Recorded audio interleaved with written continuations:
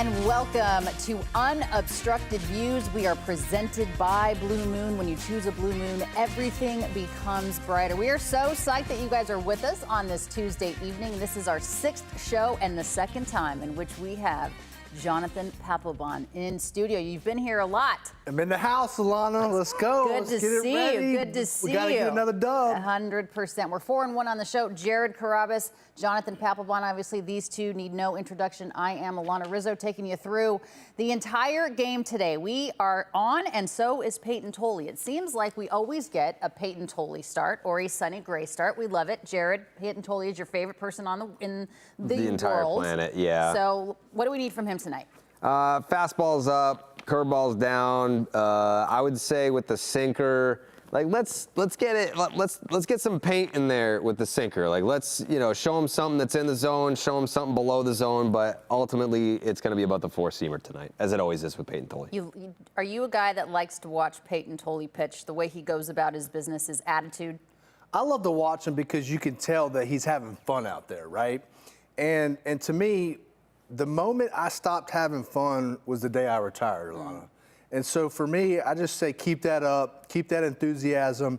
But I really want to see his cutter keep coming along. He's been using his cutter a little bit more and more each start, and it's become a really effective pitch for him. So I'd like to start seeing him use it, especially in on some of these righties, so that it can open up back his four-seam back away. This is the 4th game of a 6-game homestand for the Boston Red Sox. Jared, this is the first game of a stretch of 16 days without a day off, 16 games without a day off. So I do think that this is really going to be the time period in which it makes or breaks whether they buy or sell. Yeah, I mean, you got some good teams coming in here. I mean, Toronto hasn't been as good as we expected them to be, but the Mariners are back on track. The Rockies are the Rockies. You have the Yankees. It's a 4-game set. And then the Nationals, oddly enough, they got back above 500. I think they still lead the league in runs scored, but also runs allowed, so I don't know what to expect there. But it's a great offense. James Wood is having a fantastic year. So it's this is where they're going to figure out what they're made of. And we're going to hear from Craig Breslow coming up a little bit later in the show, I believe. He just had a conversation with Tom Caron at the stadium, and he says, Pep, that they are not in a position right now. They're not selling, but I think these next 2 weeks, that could change. Yeah, there's no question about that, Alanna. This is going to dictate what they do. Now, he said that. Now, whether I believe that or not is totally the opposite thing than what I'm thinking, because right now, you got to sell. You got to start looking to the future. And to me, you have the pitching that enables you to turn this around quickly, right? And you got to use that and start saying, hey, we're not in it right now, but we could turn this thing around in 2 to 3 years. Now, if we didn't have the starting pitching like we do, or the pitching in the bullpen like we do, it's going to be a little bit harder to turn around. But I see them being able to turn this around very quickly. Honestly, Jared, the only reason we're not selling right now at 11 games below 500 is because everybody in the American League is kind of in the mix. I mean, are we holding on to that thinking we still have a chance when in reality, do they really? I think that's the reason why you should sell, is because there's a bunch of other teams in the league that are dumb enough to think that they're in it and that they have a shot. And if you want to come knocking on the Red Sox door, yeah, you got guys that are that could join your team right now and be a contributor for the postseason. The list is, I don't want to say lengthy, but they've definitely got some guys that can entice a contender to give you something good for them. You look at the Red Sox right now, they have a half-game lead on the worst team in the American League. So I don't want to hear Breslow sitting there being like, yeah, man, we still get a shot at this thing. No, you don't. Pick up the phone and let's start making moves. All right, we're going to see, I'm going to talk to these guys about who they think could be moved in terms of Red Sox guys that are going to be of some value to perhaps some other teams. Much more to come on Unobstructed Views. We'll be right back.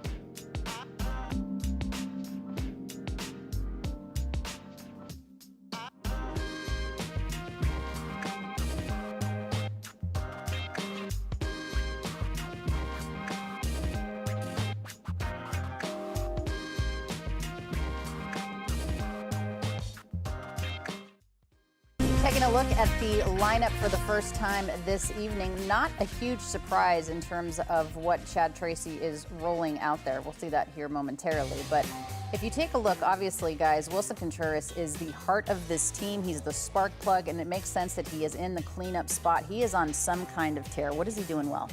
Well, I think he's spreading the ball around the park, you know, and he creeps up on the plate and he gets tight on the plate. And as a pitcher, you try to think, okay, if he's up in on the plate, I'm going to throw him in. Well, no, he's able to bring his hands in really well, and he's able to take that ball to the monster very well. All right, 304 average so far. And Jared, when you looked at the lineup for the first time, we have Masataka Yoshida leading off, and you said you don't hate it. Why? I don't hate it. I mean, he's a guy that doesn't strike out. He walks more than he strikes out. Even when the batting average isn't spectacular, he gets on base.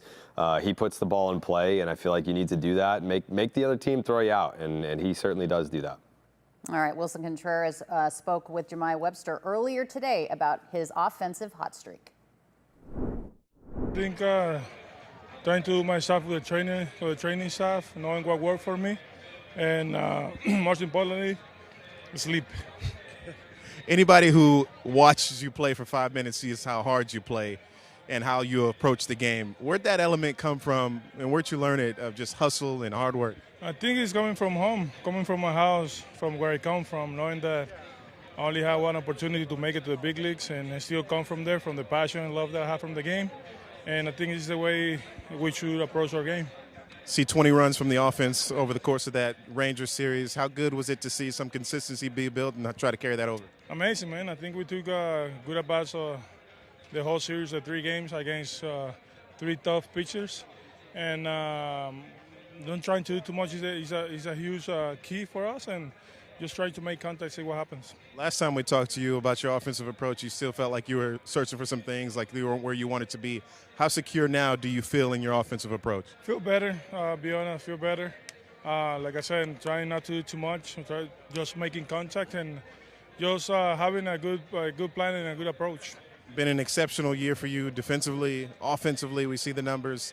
The All-Star voting just came out. What would it mean to have a 4th nod to the Midsummer Classic? It would mean a lot, especially for me and my family. It would mean a lot to make my 4 All-Star game. If I make it there, I'll be more than glad and thankful with everybody. If not, I'll congratulate all the players that make the All-Star team. Last one for you. I just saw the Bowser figurine. Finally found its way to your locker. What's the history behind that? How did you come to claim that? I think it was the group of players that we have here. We have a good chemistry, good family. And then the Bowser nickname came up. I liked it. And then in New York, Duran bought me that Bowser that I have on my locker. So now every MVP of the game is going to happen. All right, Wilson Contreras has been tremendous so far for the Sox. The 2, 3, and 4 hitters are starting to get into a groove, Pap. A couple of nights ago, they had 10 hits, scored 9 runs. Yeah, and hitting is contagious. So, you know, and I love the Cedon Willier back-to-back, Okay. right? Righty, lefty. And to me, I think they've been feeding off each other very well this year, you know.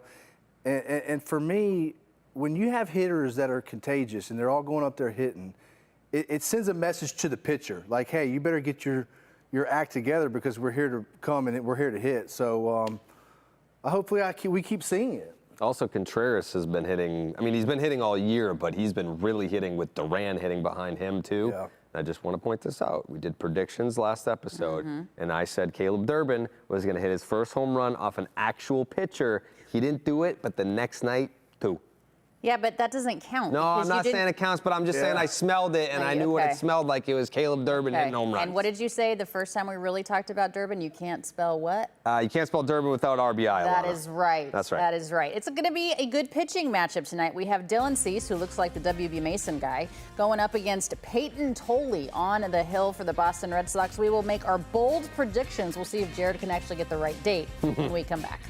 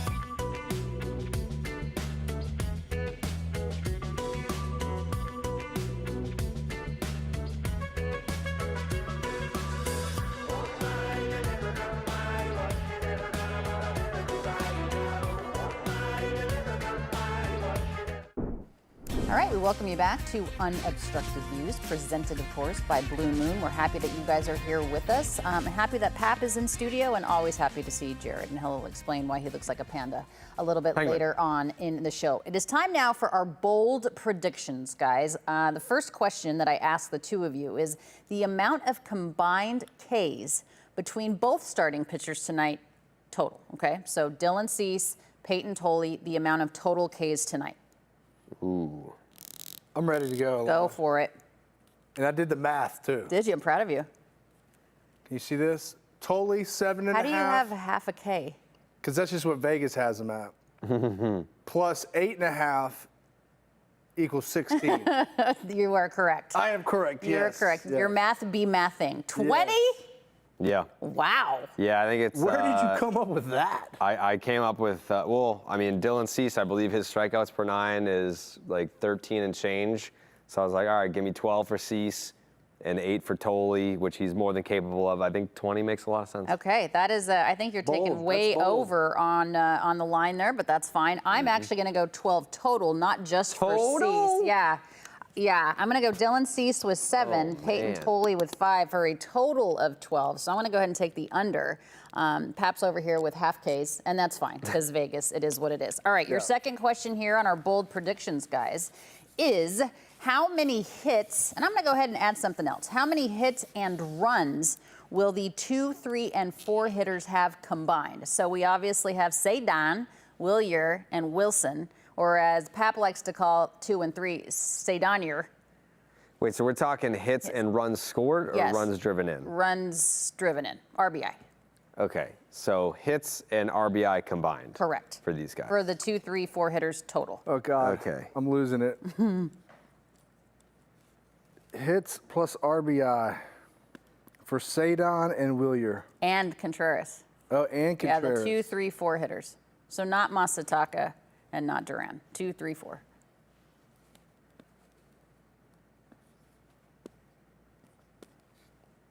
I'm going with Moss's number. Nice. John Elway's number 2. It's my Trot favorite Nixon's number. Yep. JD Drew's number. Oh, I can't do that then. I'm gonna go. I can't go JD Drew's number. No. Okay, go ahead. A lot of Pat math going on. So 5 hits, 3 RBI. I think That's this fair. math is correct. Yeah, it is. You're right. Yeah, Yeah. that's good. Okay, that's fair. I got a think total of 8. That's pretty conservative, but I think doable. Go ahead. I did 7. Oh, total. Okay, I'm sorry. No, Yeah. but you have to do hits and then Yeah, RBIs. you have to do the math, right? You want me to show my work? Yeah. I want to at least break it up. I'm back in freshman. Yeah, freshman year Saugus High all over of again. Where it's high, like I have yeah. the correct answer. But show you have it's to like, show are you showing your your work? Are you afraid to show your work? No, I'm not afraid to show my work. Okay. Let's see it then. All right, here we go.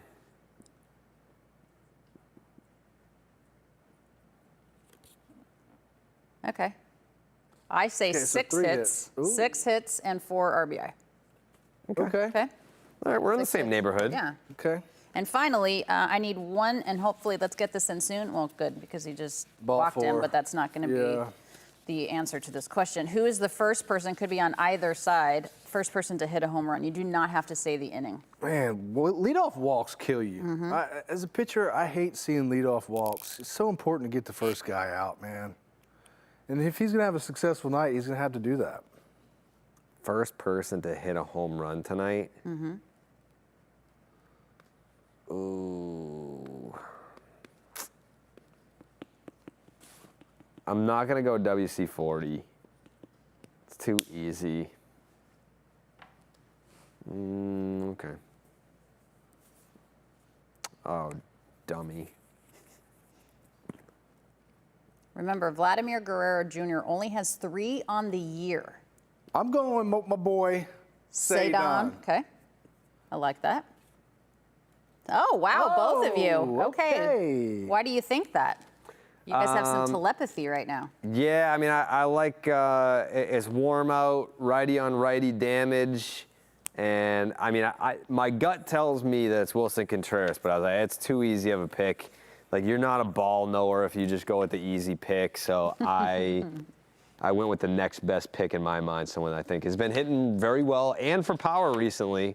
Say it on Rafael. All right, I'm going to say that Wilyer Abreu takes Dylan C. Steep. Okay. Again, not too much of going out on a limb, but it's not WC40. Yeah. Wilyer might be bringing in Sadon on a home run. He could be. Hopefully. I mean, Wilyer does have 8 on the year.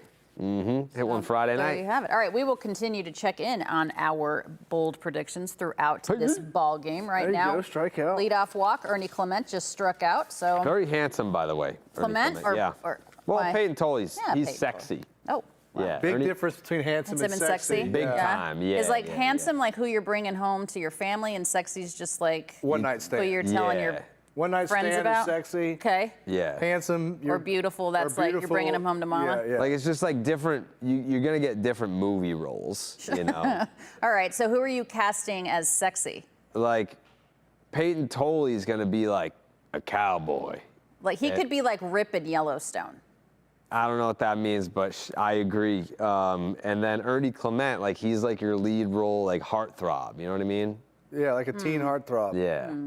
But Peyton Tolley, he's your badass. What is Vladimir Guerrero? What are you casting him as? He's more of an action star. Action star. Yeah, Really? he's more of like, what's Buddy's name? The bald dude, Jason Statham.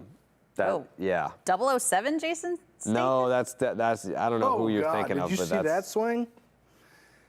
Should have maybe taken Vladdy tonight in the home run. That's a what you call a home run hack.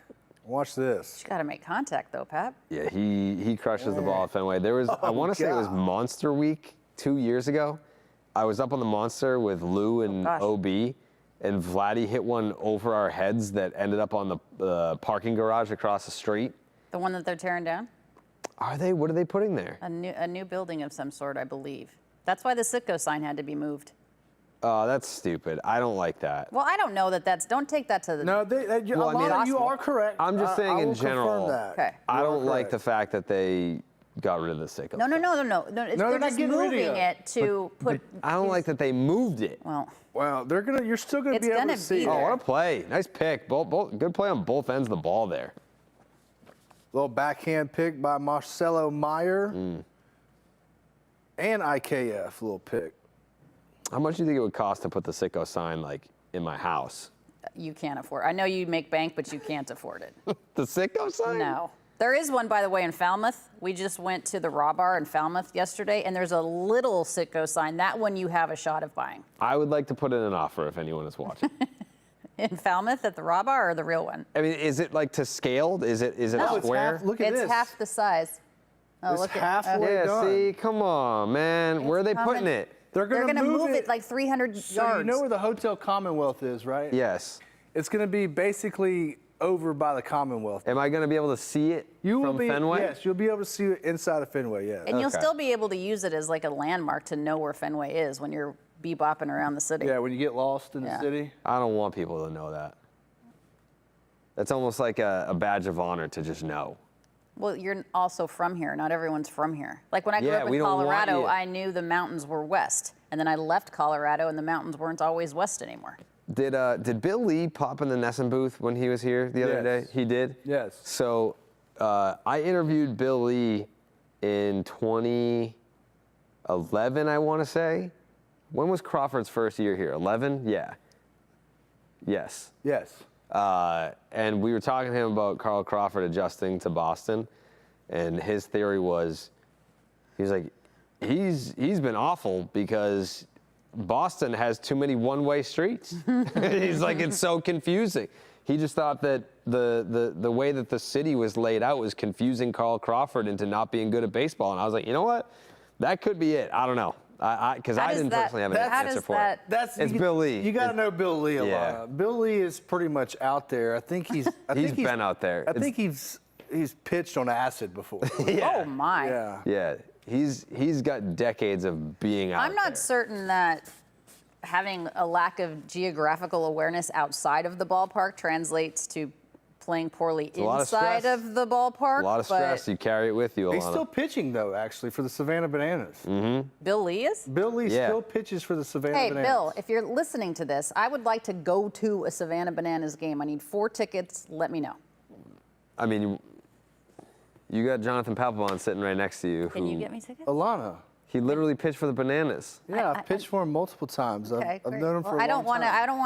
I don't want you to think we're friends just because I'm hitting you up for tickets. No. Unless it's Morgan did Wallen. he do it? No, that's a can of corn. Good job, Tolly. Good job. Hey-o.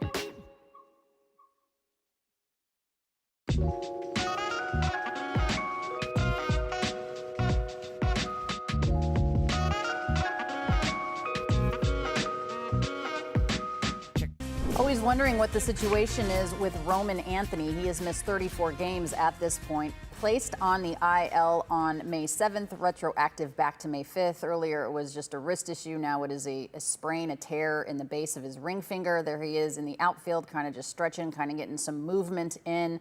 They said anywhere from 6 to 10 weeks, guys, but we really don't have a firm timeline of when Roman Anthony is coming back. And this is obviously a big waste of a season for this kid so far. Yeah, and I wish they wouldn't put a timeline on it because, with these wrist injuries, they're so hard to determine when a guy can get back because of all the muscles and all the bones in there.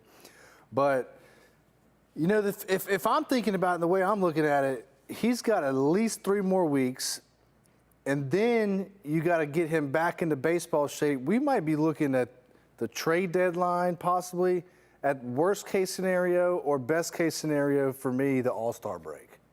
Yeah, I mean, I Which think, we're I ways think out that, from. and I think that would be, that's pretty liberal at this point. I think that he's even past that, past the All-Star Got to go, Yoshida. Yeah, we won't see him again until the second half. Yeah. Yeah, he was doing the plyos. I mean, it's like, what else can he do? I mean, he can't swing. Every time he swings, he's experiencing pain. I mean, he's going to be doing like running drills or whatever, but I don't even know what workouts he can do without aggravating the injury. So To be totally honest with you, Jared, I'm really surprised he's still up here. Mm-hmm. Like, why is he not down in Fort Myers? What would he do down there, though? The same stuff he's doing here, but I mean, you go to spring training sites to rehab to get better because they have all the staff and medical equipment, and then you report back to the big league staff. But I mean, you're not helping the big league club, so why are you up here? they started sending some guys down there. I think they just sent Yes. Cutter Crawford, Tanner Houck, and there's one other guy that I The forget. only reason why I could think of, Jared, is that they want him around the atmosphere. That's what I was going to say. You Maybe they know? want him talking to some of the guys, just learning more about being in the big leagues, talking to, the Crochets of the world, Wilson Contreras. I don't know. That's the only thing I can think of is the conversations and the education piece of it. That makes sense to me. All right, Sadon, let's go. It's time to get hot. This is your month. This is your month, baby. This is when Sadon gets hot. Maybe He's been hot. maybe both of your predictions come together This right is his now. month right Love here. that. That's in the gap. Ball down. There you go. Okay. There's one. You got to get 2? No. Okay. Yeah. The crochet news isn't great either, but that No. was confusing because he goes in the IL with the shoulder and then he hurts the lat while he's hurt. So, like now, like whenever you get questions about where are we at on the progress, we're actually keeping track of two different injuries. Yeah. Yeah, well, I'll say this, Jared.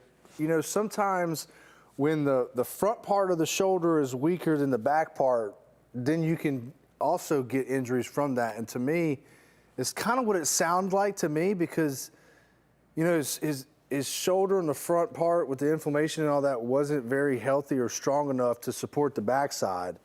And I tell you what, I had a lat injury in my career, and it just seemed like it never went away. Well, isn't it like one of the bigger muscles that you and use while you're pitching? Yeah, and it's the muscle that stops everything. So as soon as the ball comes out of your hand, that lat takes over, and it stops everything. And so it's one of the bigger, larger muscle groups, and those are harder to heal. You know, those smaller ones, they heal quicker.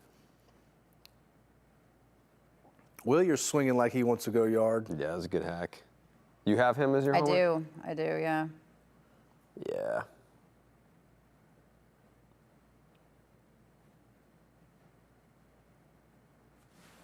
I'd do a job, get him in scoring position. Let's go.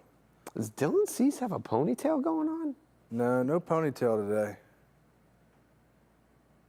Looks like he trimmed a little bit of the salad, though. I thought we had like a half up, half down situation going on. What's your take on man buns? I want one so bad. I'm not What? a big fan of the man bun. No. Yeah. That doesn't even make any sense because you don't let your hair grow out. So like, how would you? I know. Like I don't have the confidence to get through the awkward stage. You don't need a man bun. That's just. I want one though. Like I've wanted Like, long why do you want hair. a man bun? Not necessarily like, I mean, I've wanted long hair forever. I'm a wrestling fan. They all have long hair. So you see that and you're like, that looks cool. I wish I had that. But I don't have the confidence to stick it out. The swag to stick I it out. can't picture Jared with a I man can't bun. either. I can't even picture Jared with a hair out of place, let alone a man bun. There's no. I had a buzz cut for a long time. I was a buzz cut guy. I didn't become a hair guy until 2019. 3-2 count. Sadon going here? Do No. you push the envelope or No. you? A little too early in the game to I don't push know. it? I think Williard could control the bat pretty well. Okay. No, he's not. Oh, he yeah, did go. was. Yeah. Yeah, usually you can send guys 3-2 who know how to handle the bat, you know? Not necessarily going to strike out, going to put the ball in play. Could swing it a little 3 bit. sliders in a row. You got to see a heater here. No, he's probably going back to his slider. 4? 4 in a row. 4 in a row. No. No, heater. Okay. We'll take it. Yep. There you go. Oh my. I remember that, the wild thing. Yeah. This was 2000 and. Yeah. You didn't really do that. Oh, yeah. No, that's true. I did that. You really did that. I really Yes. did that, yeah. Wasn't that, God. that was your rookie season? Yeah, my rookie year. Yeah. Lost the bet to Jason Varitek. Mercy. Yeah. That reminds me, I remember that interview, I believe Chris Rose was doing it on Intentional Talk when Brian Wilson walked behind him in like the S&M. It was Pat Burrell. Was it Pat Burrell? Brian Wilson was being interviewed. Was being but it was interviewed and Pat Burrell, in the gimp costume. which yeah. leads me to wonder why. They're just close pals. That's for another time. Brian Wilson, one of my favorite people in baseball of all time. Very, very, very funny individual. I don't know what he's doing today. He's doing real estate in California. He is not. He's very is. off the grid. Yep. Yeah, he at one point, you know, like you know how like, all right, when Brian Wilson was pitching in Major League Baseball, he had like the big like Oh, I dyed his remember. beard black. I covered him with the Dodgers, but I remember him more with the Giants. The last time I saw him, he was clean shaven and he looked like Jared Leto. Like he had really long hair. Wow. Yeah, He's an interesting character. Very great. interesting. yeah. All right, this is where we got to do damage, Wilson Contreras. Let's freaking go, baby. That's not you. That's a good take. such a professional hitter to me, man. This guy, like I was saying earlier, man, he crowds the plate. He dares you to throw the ball in. And, you know, a lot of pitchers think that, you know, a guy that crowds the plate, let's throw him away. But he could spray the ball to right field, too, just as good as anybody. Did you see that report today? I think it was from Mark Feinzen of MLB.com, that it's like, yeah, like the Red Sox have some enticing pieces, but Wilson Contreras, he's more of an acquired taste. Like, yeah, if your acquired taste is that you want the highest OPS in the league for a right-handed bat. I mean, I think they're talking about some of the, you know, the antics. It's easy to pick and choose what you're kind of, you know, when you're not watching every single day. Like, you see a certain clip. And his teammates love him. It's Yeah, like, all right, yeah, his so he gets antics- mad when you hit him with a baseball. Like, I get mad when I get hit with a baseball. that. We get that because we watch them every single day. Yeah, but but he's been in it's the like league it's for like a but it's like decade. our opinion of perhaps. I don't know. It's like some people's opinion of maybe Manny Machado, or some people's opinion. Those opinions are true. See how he those can- opinions are See true. how he can pull his hands in there? But see, like, here's the thing, Alanna. His antics, yeah, they are antics, but to me, they're good antics. I agree. I like the way Right? he goes about his Yeah. business. I mean, I would love to play with him. I mean, he's the kind of guy that I would love to play with. And I think his teammates realize that, and they appreciate everything that he does and the way he goes about it. And not only that, he's a huge veteran leader piece in this He's the only clubhouse. one they have He is the only on one the and position only. player side. And without Trevor Story's not there anymore Yep, because exactly. I obviously was about being to say, injured. without Trevor, it's become even more apparent how valuable this guy is to the Boston Red Sox. That's why I'm not trading him. I wouldn't either. I would need to be absolutely blown away to consider trading Wilson Contreras, because you have him for, like, I know, Pap, you said 2 to 3 years. I think they could be good next year. I think, you know, Yeah. the lineup, a lot to be desired, about the lineup, but the pitching. But is the American League going to suck again next year, too? That's the only. As long as you don't suck, who cares? Yeah. Like this lineup, they went out and basically replaced Alex Bregman with Wilson Contreras from an offensive perspective. What you needed to do was Bregman plus Contreras, not Right. Bregman for Contreras. Right. And then you obviously needed a full season of Roman Anthony that you didn't get, and even when he was healthy, he wasn't producing. Like, And you needed Jaron Durant. You needed a better year out of Durant. You I mean, needed career years, and you got step backs from a lot of different people. But, I mean, Wilyer Abreu, like, that's a guy that can be a middle-of-the-order piece for you. Wilson Contreras, come on back. The only thing that I would kind of consider about Contreras is you're getting a career year for him, and he's staying healthy, which he kind of has like a scheduled injury every single year, and that hasn't happened yet, knock on wood. I know, seriously. So it's like, you know, you're looking at it and saying, this is great. Why would we trade this guy? And it's like, oh, well, because if he gets hurt in July and he misses 2 months, like, that's why you should have traded him. But that's, you know, revisionist history, and we don't have hindsight. So I think that this team, for as bad as they've been this year record-wise, I don't think that they're that far off from actually contending. Let me ask you this. If we are sellers at the deadline in 5 weeks or whatever it is, do you even bother bringing Crochet back, Roman Anthony back? Do you just let him, Yeah, let him rest? Yeah. I do. I mean, I'll let Pap speak for this, because I've been asked this question, and my first thought goes to, all right, so like, what if there's a lockout next year? Yeah, you and now I missed 2 years. And then you're sitting for that long? Yeah, like, I would want to know, like, if I am coming back from an injury, I understand people like, well, we don't want to waste any bullets or anything like that, so like maybe just rest them anyway. If I'm coming back from injury, I want to know that I still got it. So the player wants it, but not And necessarily the team, maybe? And you want to go into the offseason knowing that, okay, I'm going to go into this offseason healthy. And know where you want to start your off-season program, too, based on what you were able to do coming and back. you want to be able to build upon that offseason program so that, hey, by the time spring training does roll around, whether or not, like Jared's saying, there is going to be a holdout, man, he got blown up there. Oh my. Whoa. Okay. Now you must take advantage of that. I'll take it. Yeah, we'll take it. That went from an inning-ending pop-up to bases loaded with 2 out. Dylan Cease is making the pitchers look bad now. Come on, pitchers are athletes. Let's go. That's a simple oh my God. E1. That's going to be a hit, I think. You think so? Yeah. He touched his touched glove. it. He touched the ball. I know, but it's not like an assumed play. I don't know. I feel like that might be a hit. Well, okay, now they say that if you're diving and it hits your glove, it's still going to be a hit. Was he diving there for the ball? I don't think he wasn't knew. I standing think up. he tripped. It's a single. Oh, they Okay, give it well. a single. That's not home cooking.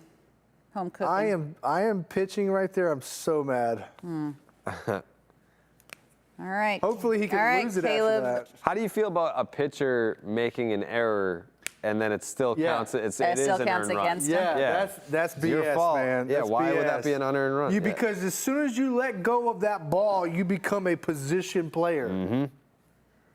I don't like that. Oh. Caleb Durbin, Drop. Get down! Get down! Ah. Damn.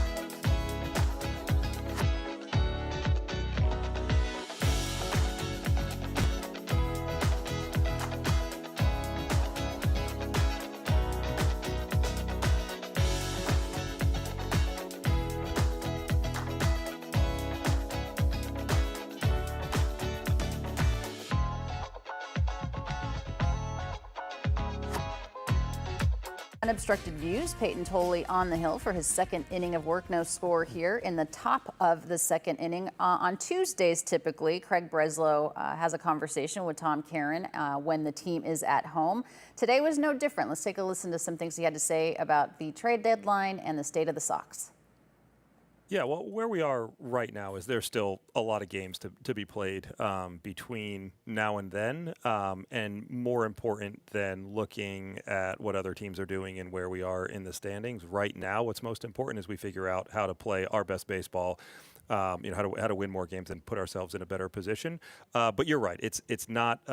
It's kind of more art than science as you approach the deadline, because you need to think about not just where you are and where other teams are, but also kind of how you're trending, right? And as we sit here today, Garrett Crochet's not healthy and not pitching for us, and Roman Anthony's not in the lineup, and Romy Gonzalez is out on rehab, and so there's some key injuries and guys that we think we should be getting back, and you start to try to paint the picture of not just where you are, but where you're going.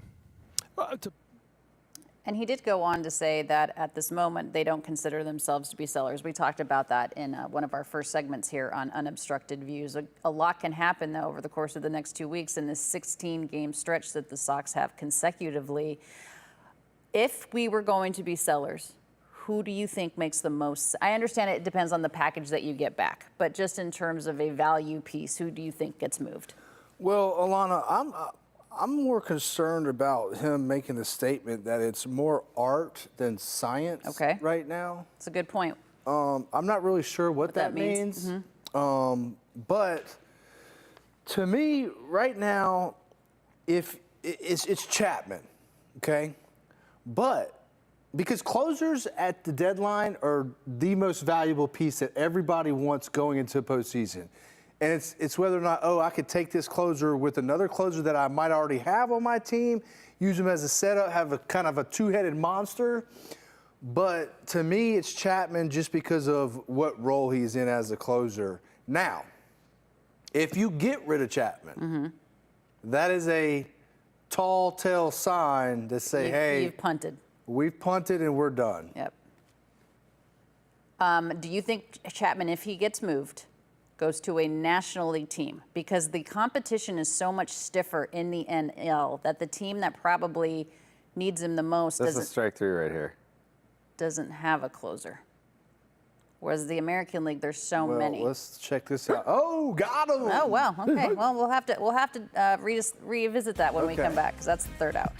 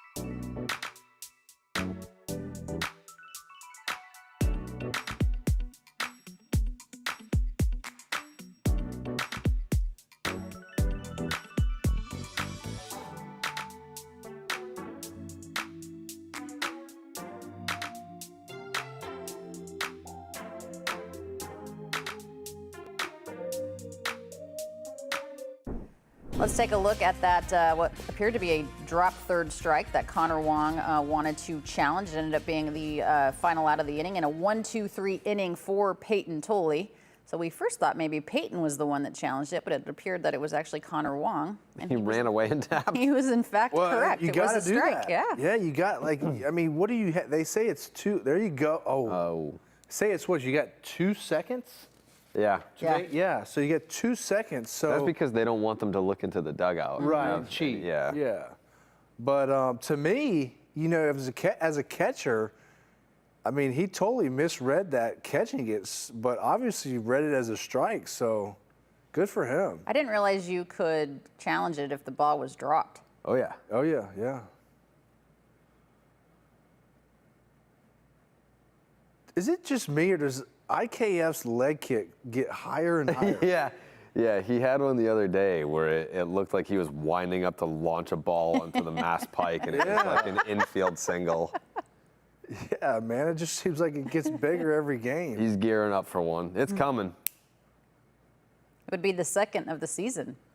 Yeah, he's owed one after that ball that he thought he hit a walk-off on. Mm-hmm. That's one thing, though, Jared. This game doesn't owe you anything. No.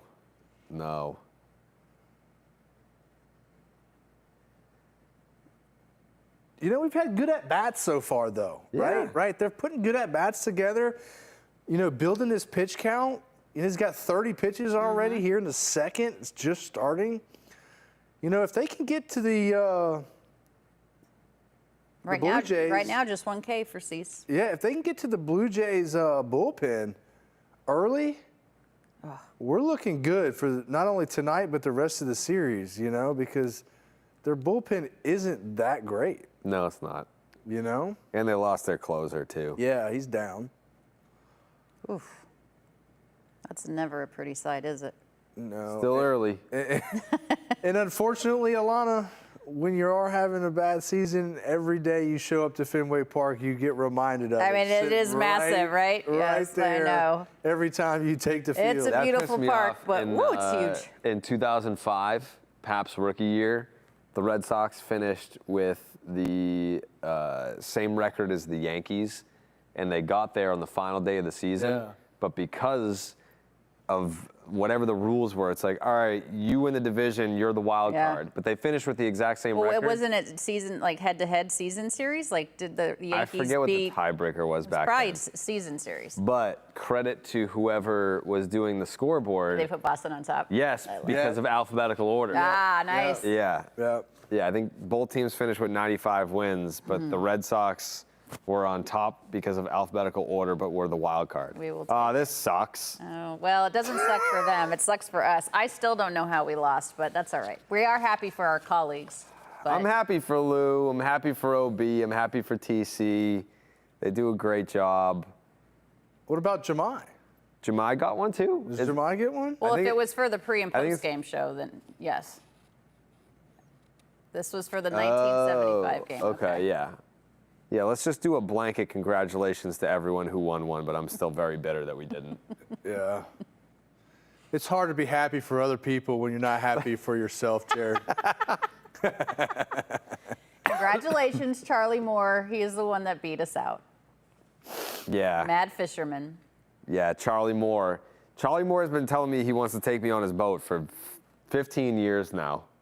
Like, let's go, Charlie. He doesn't have room. He has too many Emmy statues on the boat. With him. Well, maybe have me on your boat so that at least I can get an Emmy on your show. You know what I'm Aren't saying? you going fishing with him soon? Yeah, I've already been on his show. We did a show back in when I was playing. No, but I thought you were just going to shoot the stuff. And Yeah, I was fish. supposed to, but Mike Berry said he was going to call me, and I've been waiting for that call from Charlie Moore. How long have you been waiting for the call from Charlie Moore to get on the boat? Longer than we have all been waiting for our signed Tom Brady jersey from Chris Costa? Yeah, that's also true. It's a good point, I don't know, Alanna. about the same time, about just as long, Alanna, yeah. Okay. Yeah, okay, back on the strikeout train. So Man, I three? need Meyer to start stepping up. I agree. I mean, he can't hit soft and he can't hit anything that breaks. Like, No. he hits like 340 something against four-seam fastballs, and it's close to a 900 OPS. But you throw him anything soft, anything that breaks. But everybody knows that. So Yeah. what's the best? Everyone has the book on him already. So what's the way for great him point, Alanna. to adjust to starting to hit the Well, off he's not speed making stuff? adjustments, Right. right? He's not making those right now because all you got to do is give him a heavy dose of breaking pitches away or soft away, and he's pulling off of all of them. You throw him a changeup anywhere, he's not hitting. Yeah. But, to me, the best attributes for big league players are they make adjustments on the fly. Right. And to me, Marcelo Meyer has made zero adjustments. That's exactly what Jim Rice was saying the other day. Not necessarily about Marcelo, but just in general. I mean, the ones that differentiate from average to good, good to great, make adjustments on the fly within the at bat or within being on the mound from pitch to pitch. And obviously he's very young, but it doesn't seem like the entire season he's making any sort of adjustments to get to the soft stuff. Yeah, and when you're a young player, Jared, are you challenging that? Challenging that call, and I'm going to be correct. Okay. we got a challenge here. Ball. Good challenge. But yeah, Alanna, so as a young player, those scouting reports, they come out quickly, right? What can you do well? What can't you do well? And to me, it's up to the players.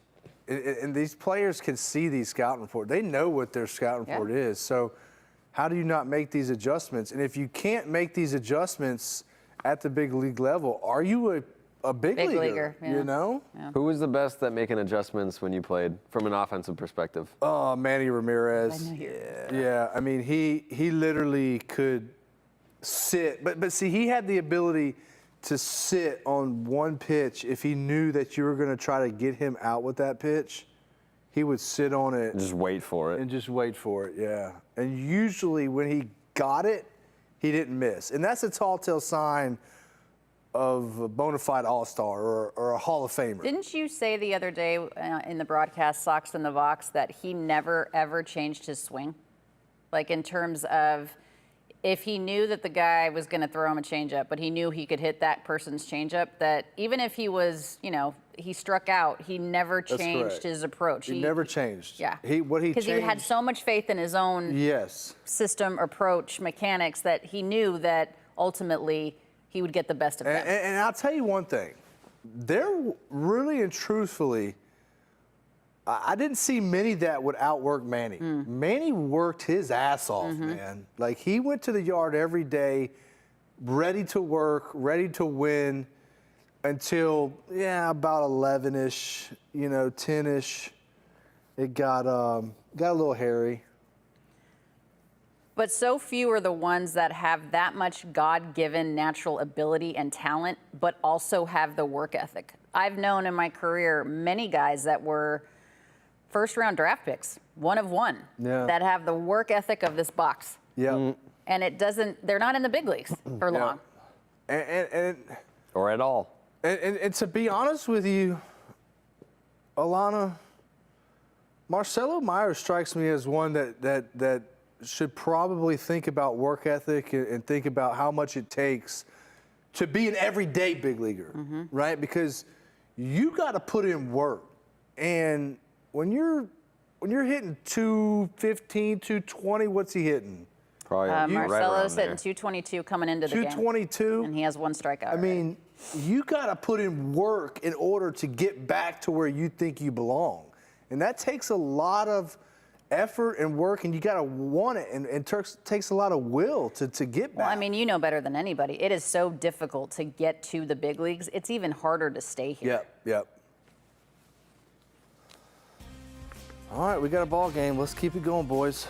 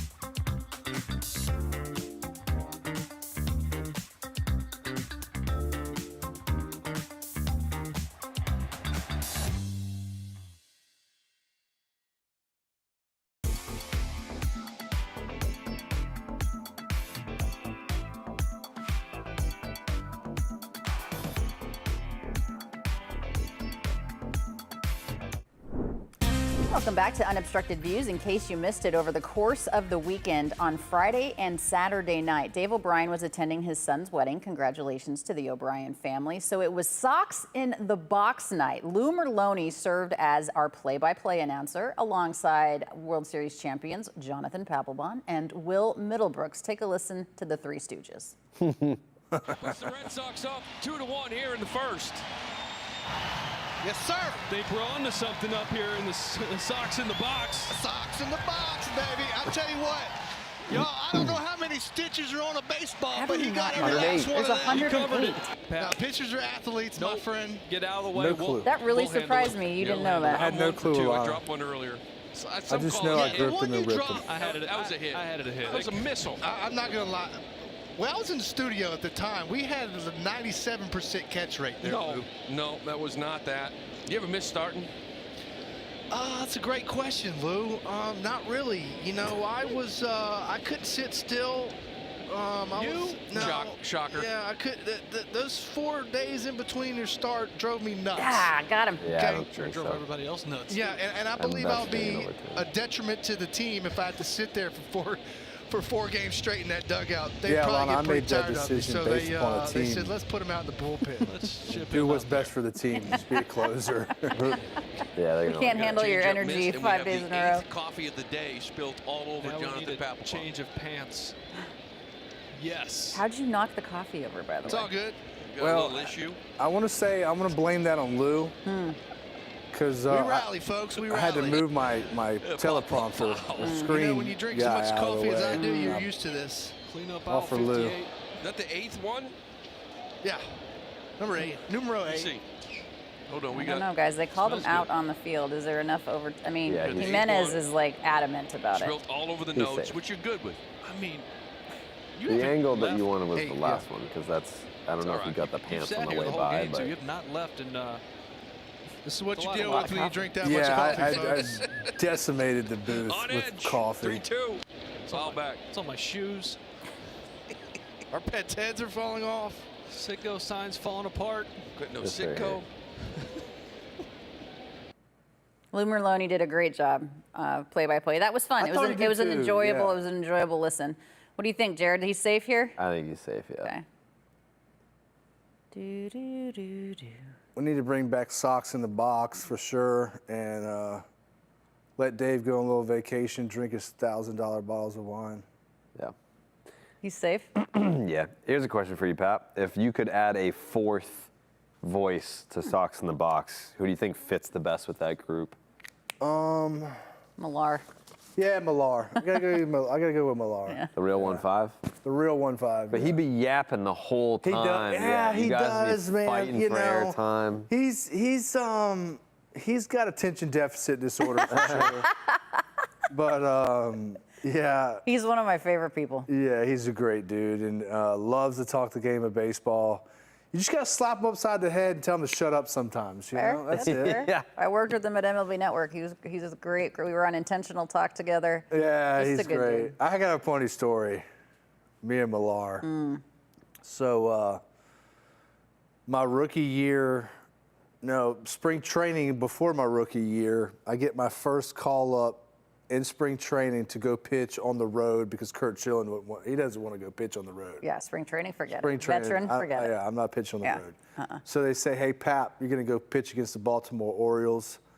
Well, this is back when we had 2 different facilities, okay? There was Okay. a big league facility and a little minor league facility. Little league. Yeah, I almost said little We league. had a Little League facility. Basically, you are the little league. Yeah. But I didn't know that I was supposed to show up to the big league facility and get on the bus with the big leaguers. I thought they were going to come pick me up at the minor league facility. So I kept the bus waiting for like 30 minutes. Oh no. Yeah, and so Millar, as soon as I get on, Millar's the first one, and he's like, well, where the hell you been? And I'm like, man, honestly, I thought y'all were going to come pick me up. Pick up a minor leaguer? Like, what are you talking about? He's like, get on the bus. So there's like no seats left on the bus. I'm sure. And so, no lie, I'm sitting half a cheek. On the spare tire? No, like on the edge of like one of the seats in the aisle. And the entire time, Millar is sitting right behind me. Tito hates rookies. You know that? Just wearing me out. Just everything, you know. And sure enough, I get out there and I pitch like shit. Aw. Yeah. And but Tito recognized it, and he was good about it. And Millar was like, "Yeah, Tito just texted me. He wants you in his office as soon as we get there." And I was like, "Oh, damn." So I go into Tito's office, and he's like, "Why are you in here? What are you doing?" He's like, "First of all, you were late. What are you doing in my office?" I was like, "Well, Millar said you wanted to." Don't ever believe a word Millar says, number one. Get your ass out there and pitch good for me today.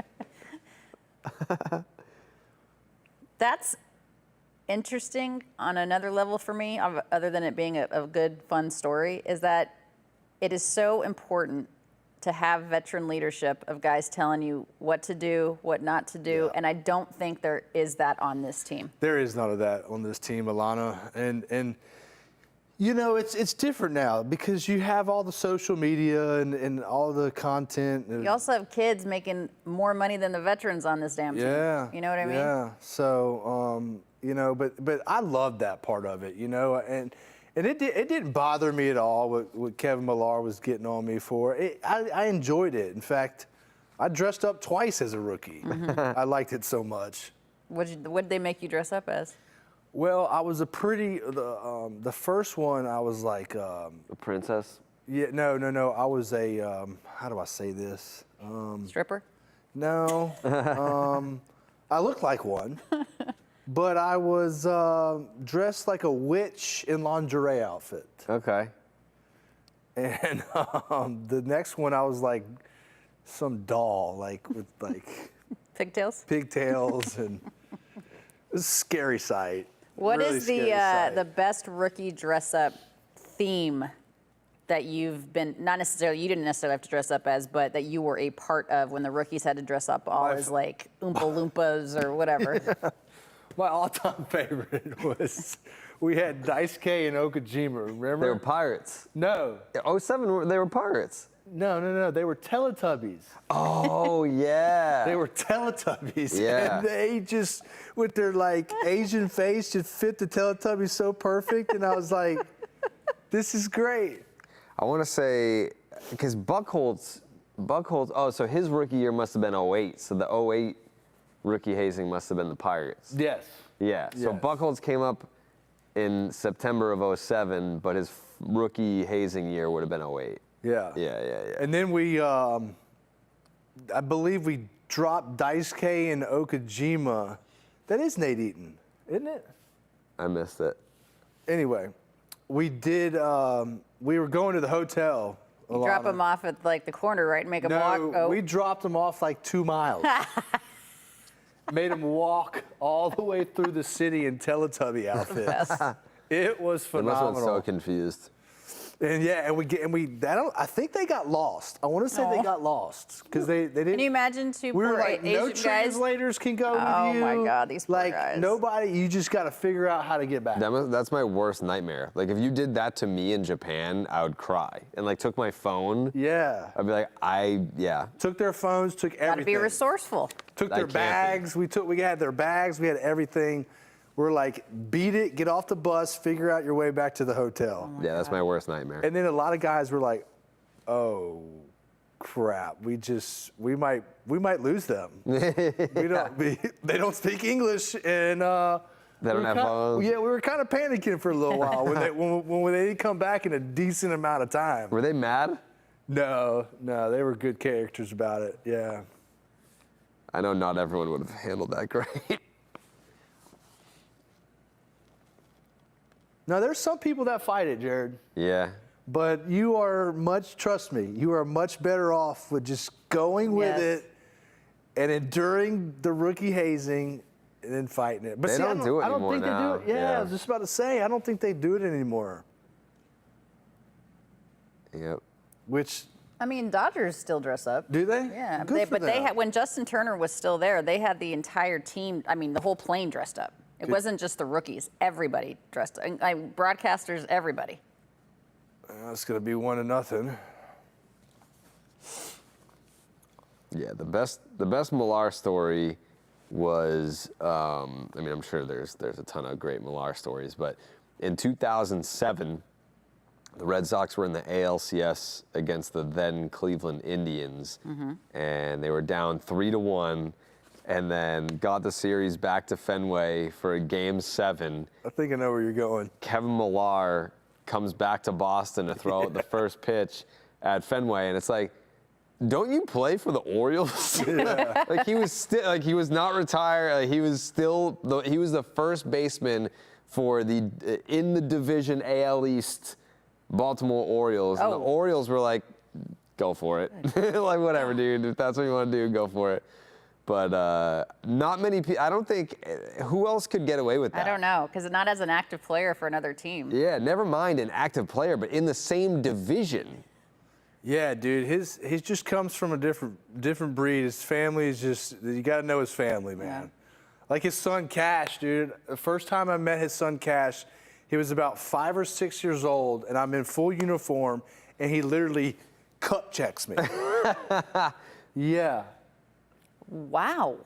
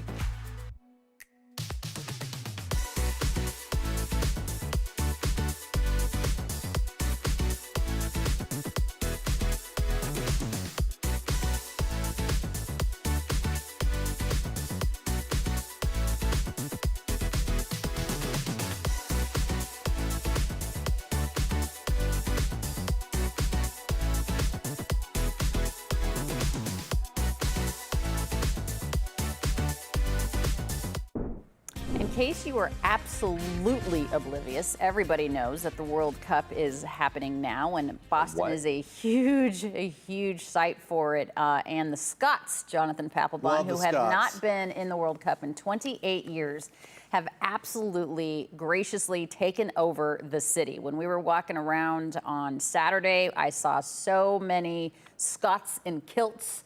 They were singing. They made their way to Fenway Park. I mean, an entire section of Scottish football, if you will, soccer fans, taking over Fenway. They stayed in the park after the game was over. They were singing. They were dancing.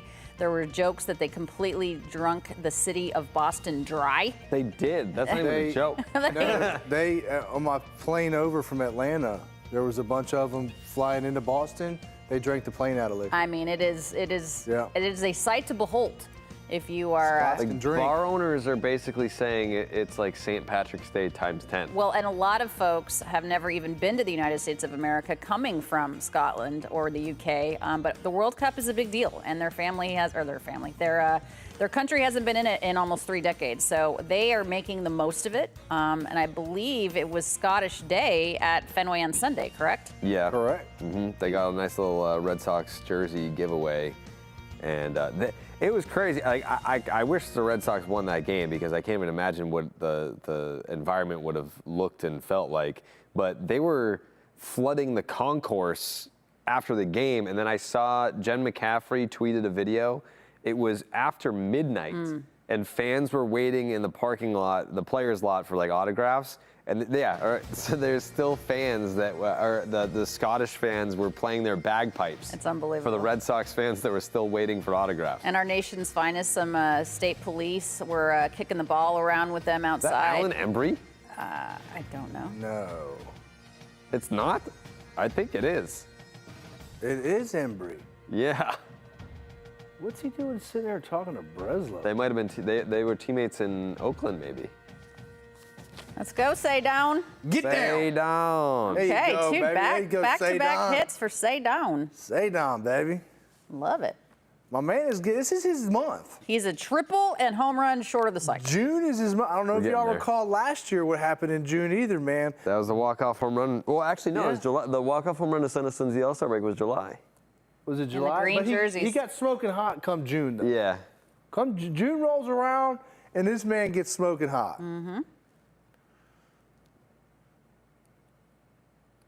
Best average of any month in his Yeah. career, 301 He's, coming into tonight. What's his nationality? Curacao?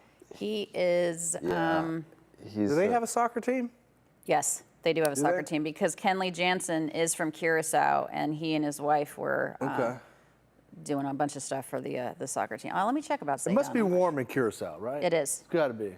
It is Curacao. It's right next to Aruba. Yeah. I figure, bring up people's nationalities while we're talking World Cup. There you go. So, Smart. Dylan Cease, I'm going to guess American. Yep. Venezuelan Willier Abreu. Venezuelan, yep. Venezuelan, yeah. That's what we should play. Name the country. Name the nationality. Throw out a player. Dylan Cease was born in Milton, Georgia. Georgia. All right, now we got a man on second base. Let's tie this ball game up. Get him over, get him in. Man on second, nobody out. Nobody out even. Yeah, even better. 2-0 count, come to launch right here. Oh. You tried. I feel like I'd be good at the country game. Oh, country road, Take me home. take me home. Masataka Yoshida from Mobile, Alabama. Come again? Come again? I think he hails from the same country as Daisuke and Hideki. I believe you're correct. Yeah, And land of the Otani rising and sun. Yamamoto and Sasaki and Suzuki. Man, I tell you what though, Japan can produce some baseball players. I love their culture. You see all the Yeah. Japanese fans cleaning up after, Yeah. and then the kid that just, Colin Montgomery with the White Sox. He is not Japanese, but he was helping some of his Japanese teammates cleaning up the dugout. They're Yeah, Japan is a very clean clean country, and yeah. respectful country. I remember going to Japan and the taxi cabs just being immaculate. They don't smell like they don't smell cigarette, like stale cigarette smoke. and booze, no, and throw up. That was, you guys went there in 08? to open the 08, season? Yeah. Ah, That Gotta was have a the, At least get him over. what was Buddy's name? Why can't I remember his name? No. we gotta have a more productive at bat here. Who the hell was the dude that hit the home run in Japan in 08? For us, Yeah. I hate that I can't remember his name. I used to know it like that. it wasn't somebody like Bobby Kelty. No. Was it? Nope. He was on that team, but I think he was a lefty. A lefty? Yeah, I think he ended up with Oakland. Like he ended up having like a nice career with Oakland, but he started with the Red Sox. Wasn't Jed Lowry? Was Nope. it? Okay. My memory's not as good as yours either now. His is ridiculous. It's Brandon Moss. Brandon Moss. Bobby. Yeah. Yeah. Brandon We called Moss. him the Moss Dog. He had a tattoo on his shoulder said Moss Dog. It was sick. Another one from Georgia. Georgia. Brandon Moss. Last 24 games, Wilson Contreras is on fire too. Golly. Back-to-back case for See him. that four-seamer, like his four-seamer has got like a natural cut to it. Like that one has like almost like a natural riding, Watch this ball, how it just runs away. Look at that. Stayed on the plate, but just ran away. And some pitchers can have that on purpose or do that on purpose, and some can't. I don't believe that one was on purpose. I think he just yanked that one a little bit. But this is the guy we got to get going, to me. I mean, this is the guy. That's his fifth K. Fifth K? Yeah. Mm-hmm. This is the guy we got to get going. I mean, such a great year last year. You're thinking, okay, he's going to build upon it and become just a massive name in Major League Baseball. And just He was always in the conversation of being traded because he had a lot of value. yeah. Well, that window has closed. But you know, I root for him. I pull for him. You know, he's a I good like kid. You know, I pull for him, and hopefully he can turn it around. You know, sometimes big leaguers, when they struggle, they want to try to make too many adjustments. He has, And that's- 11 home runs. I mean, in the starting lineup, that's second on the team. Yeah. He had 6 or 7 in 1 month, didn't he? Yeah, he tore it up in May and then Yeah. had a slow start to June. But yeah, I don't know. I would hate to see him get dealt, but I think he'd be a massive change of scenery guy too. Oh, man. Leadoff double with nobody out. That hurts. Nothing for it.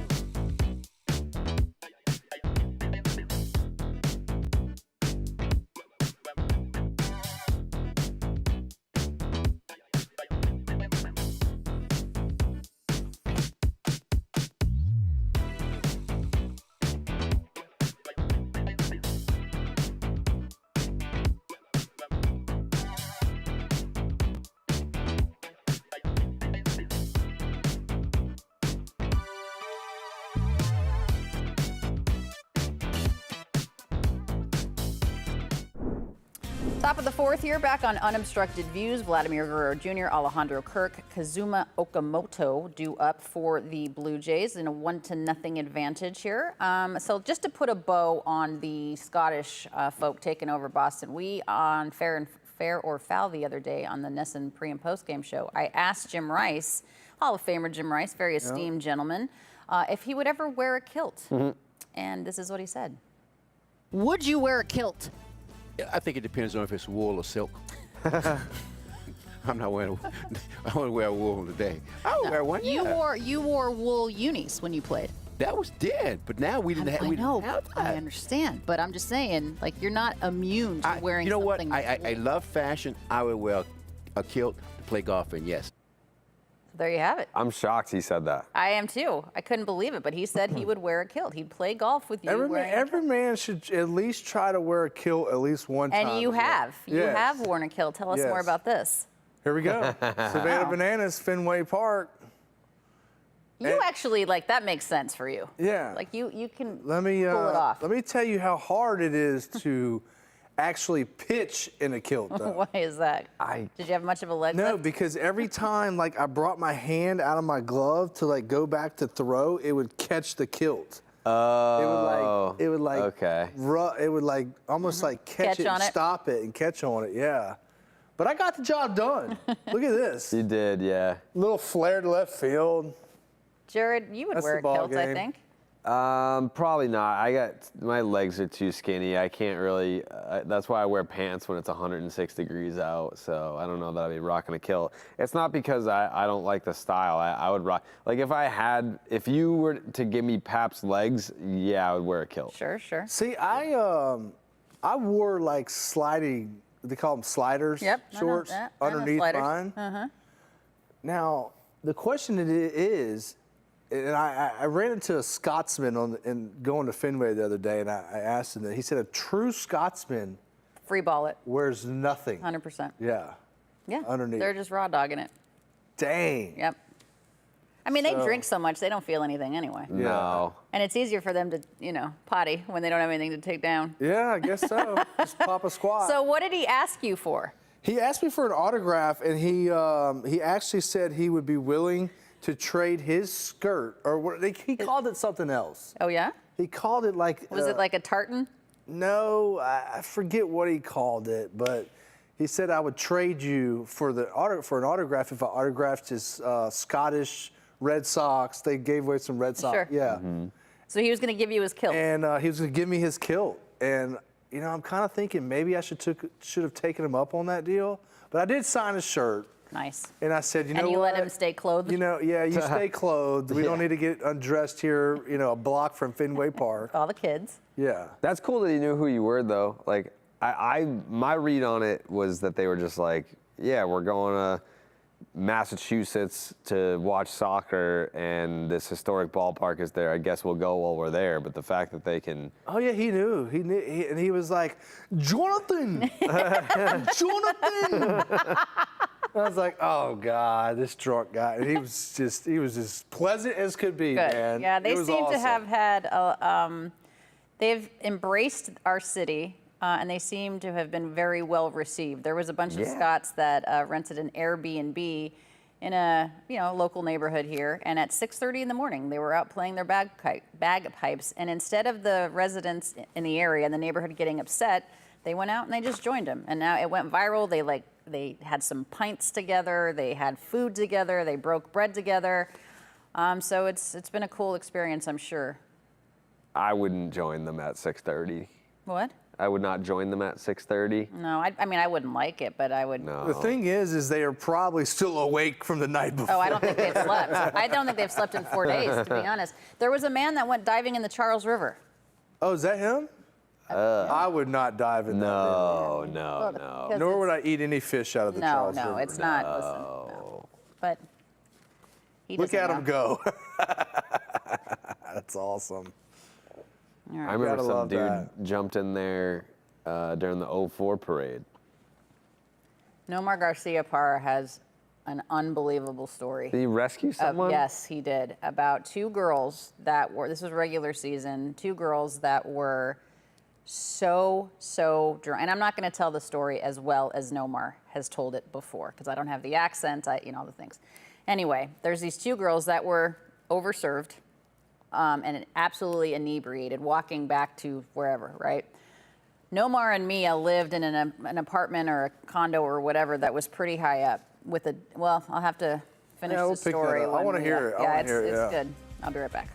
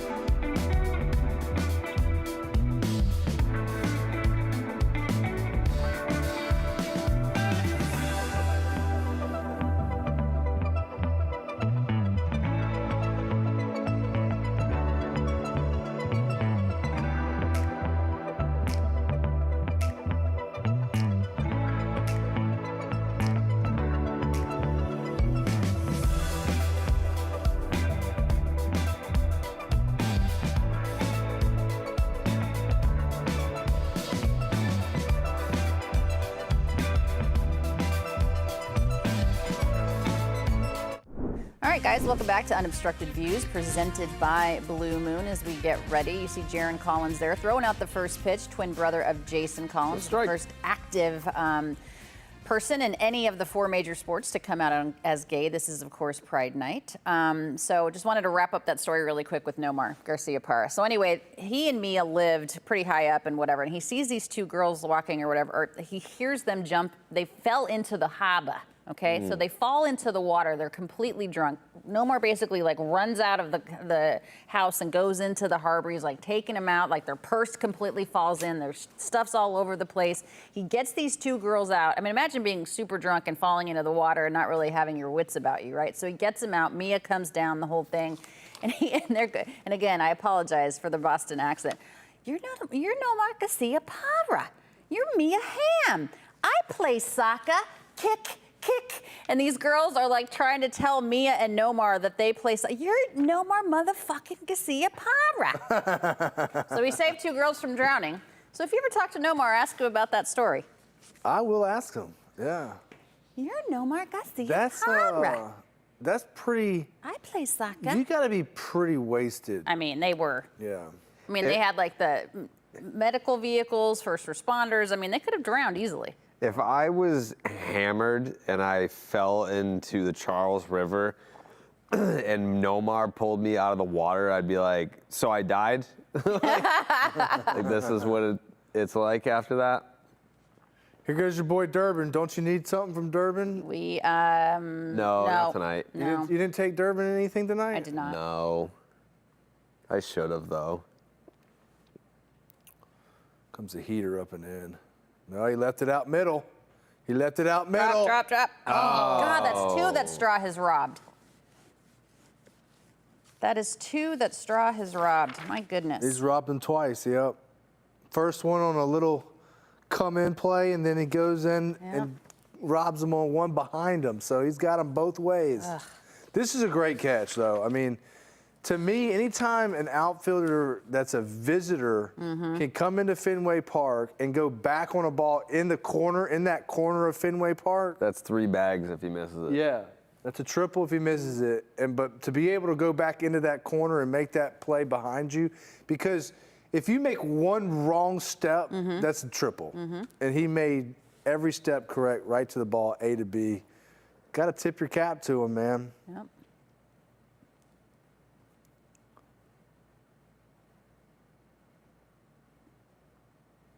Now, I got a question.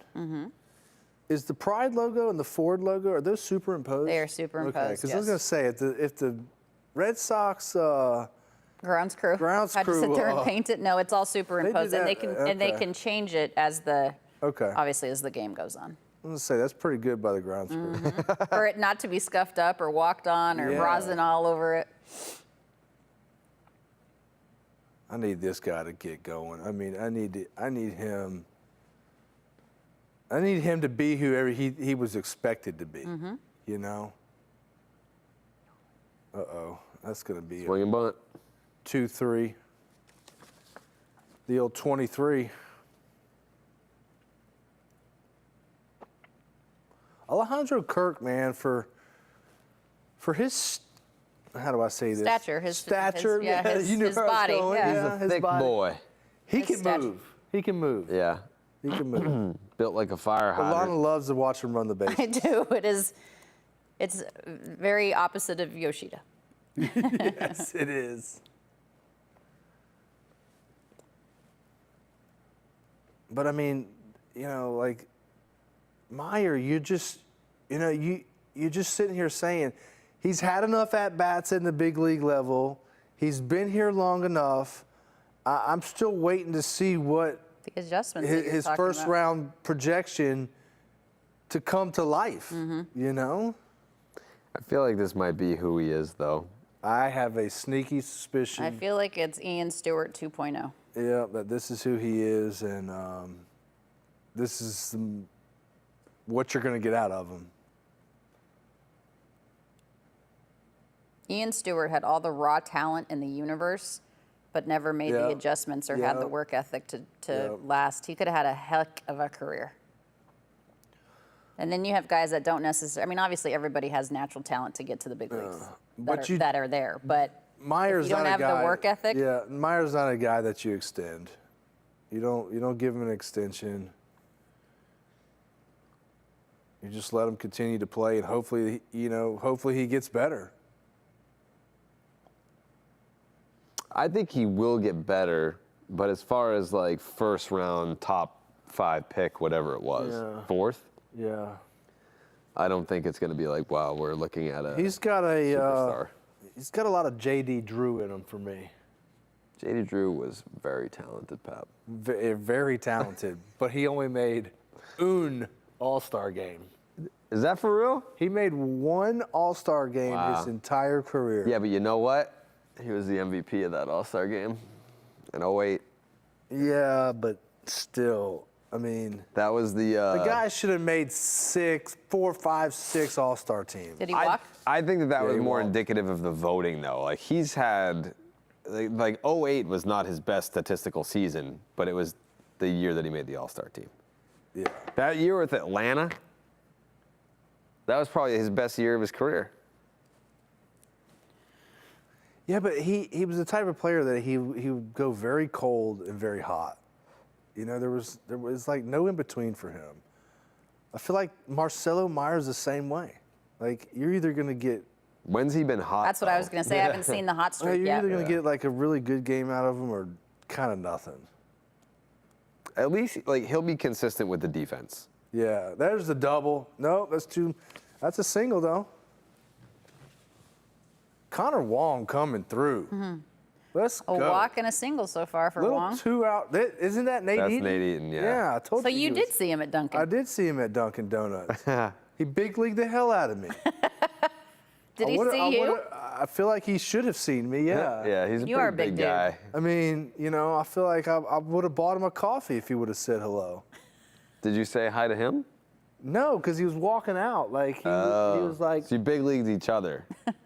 Well, you didn't really know if it was that's him, not, right? That's not how it works. Jared. It was a big league off. That's not how it works.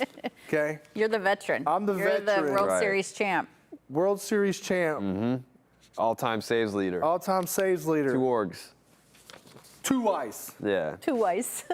So it's like if I saw Jim Rice, right? Yeah. If I saw Jim Rice at Dunkin' Donuts, I would go up to Jim, all Dewey or Yaz or any of these guys. Right. They don't come to you. You go to them. Yeah. Even like David or somebody like that. Freddie Lynn would come up to you, though. Golly.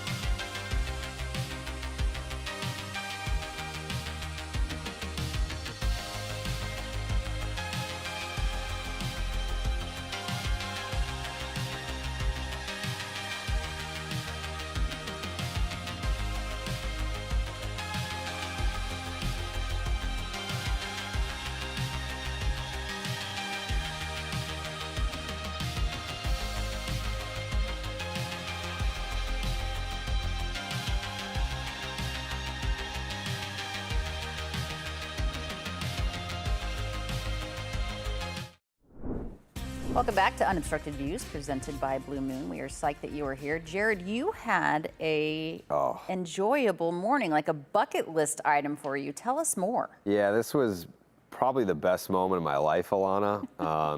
I've been to the New England Aquarium 50 times in my life, but we went there to shoot a vlog. Oh boy, That's ball not is coming back. murdered. Yeah, I knew Davis that one right off the Schneider. bat. Mustache on mustache crime. Can't have that. Can't have that. That ball is absolutely man. blasted. That's only his third home run of the year. But you know what's frustrating is that you don't feel like the Sox offense can come back from a 2-0 deficit. No. That's what's frustrating. no. Like, this should not be the end of the earth. Yeah, no, but yet it still feels that way. Right. And to me, I used to hate giving up home runs to guys that had like 1 to 3 or 4 home runs. It would just drive me nuts. Yeah, his third of the year. But go ahead, Jared. We were talking about Penguins, right? Yeah, man. We went to Change the subject. the aquarium today and got the opportunity of a lifetime to meet a penguin for the first time. Oh, they're so cute. Yeah, she was very curious. She Now, was what kind of penguin is that? That's a great question, Pap. I don't know, but There are different species but of she penguins. blew right past Steve and was like, "I love this guy." went, Look at that. went to give me a little kiss. What's her name? It was something with an A. It was very exotic. It was not like a standard Really? You don't name. remember her name? No, you I kissed her, don't. but He you don't remember her She name. kissed anything about me. penguins, but oh God, back to back. Oh God. The penguins are killing us. Oh man. Which, by the way, Jared, do you know? See, I'm a penguin expert. You're an expert? Okay. Yeah. But you don't know what kind of penguin this is? Yeah, that's a bluefin. I don't know that it is. Did you know that penguins can hold their breath up to 20 minutes underwater? I mean, that makes a lot of sense. And they can also dive. Did up- you know that they can fly? No, they can't fly. Are you sure? Penguins cannot fly. They cannot waddle. fly, yeah. They waddle. Well, yeah. so can I. I can walk. They consider flying underwater using their wings. They Okay. can fly underwater. That's what they Okay. call it. But they can also dive up to 1,800 feet. Why do you know this? I did get That's this just, cool I'm a penguin connoisseur. What can I tell Look you? at this. This is what the guy spends money on. Oh my God! Are you kidding me? Yeah, I mean, like, you know, Yeah, that my 7-year-old would probably like that. listen, your 7-year-old could get one of these at the New England Aquarium. It fits you perfect, I think. Thank you. But there were other things that you did. You fed a sea turtle? I fed Myrtle the turtle. Okay. She is somewhere between 75 and 95 years old. They're not 100% That's a sure. large range. It's a large range, but she's been at the New England Aquarium since 1970. Wow. Wow. Yeah, so How do they she's- know the ages of turtles? Do you know that? I think she was at like a different aquarium in Providence and was. I don't get how they don't know exactly how old she is. They measure the shell. It's not like a tree stump. Yeah. It doesn't have rings. Yeah. They measure the shell. I know she varies in weight from 500 to 550 pounds. Dang, that's heavy. Yeah. All right, what is Totally doing wrong here, you guys? Home run, ground out to second, single. Well, I mean, he's leaving the ball over the plate. I mean, anytime big league hitters get balls over the plate, they deposit them into the stands. But to me, he's got to start using his cutter to get them off of it. You know, you got to use something when they're on your heater. You got to use some kind of off speed or move their eyes to get them off of your heater so that you can go back to it eventually. But yeah, Jared, how this- did this come about? How did you get a private tour at the New England Aquarium? People love the 10, Alanna. Are you, know? were you on the pod?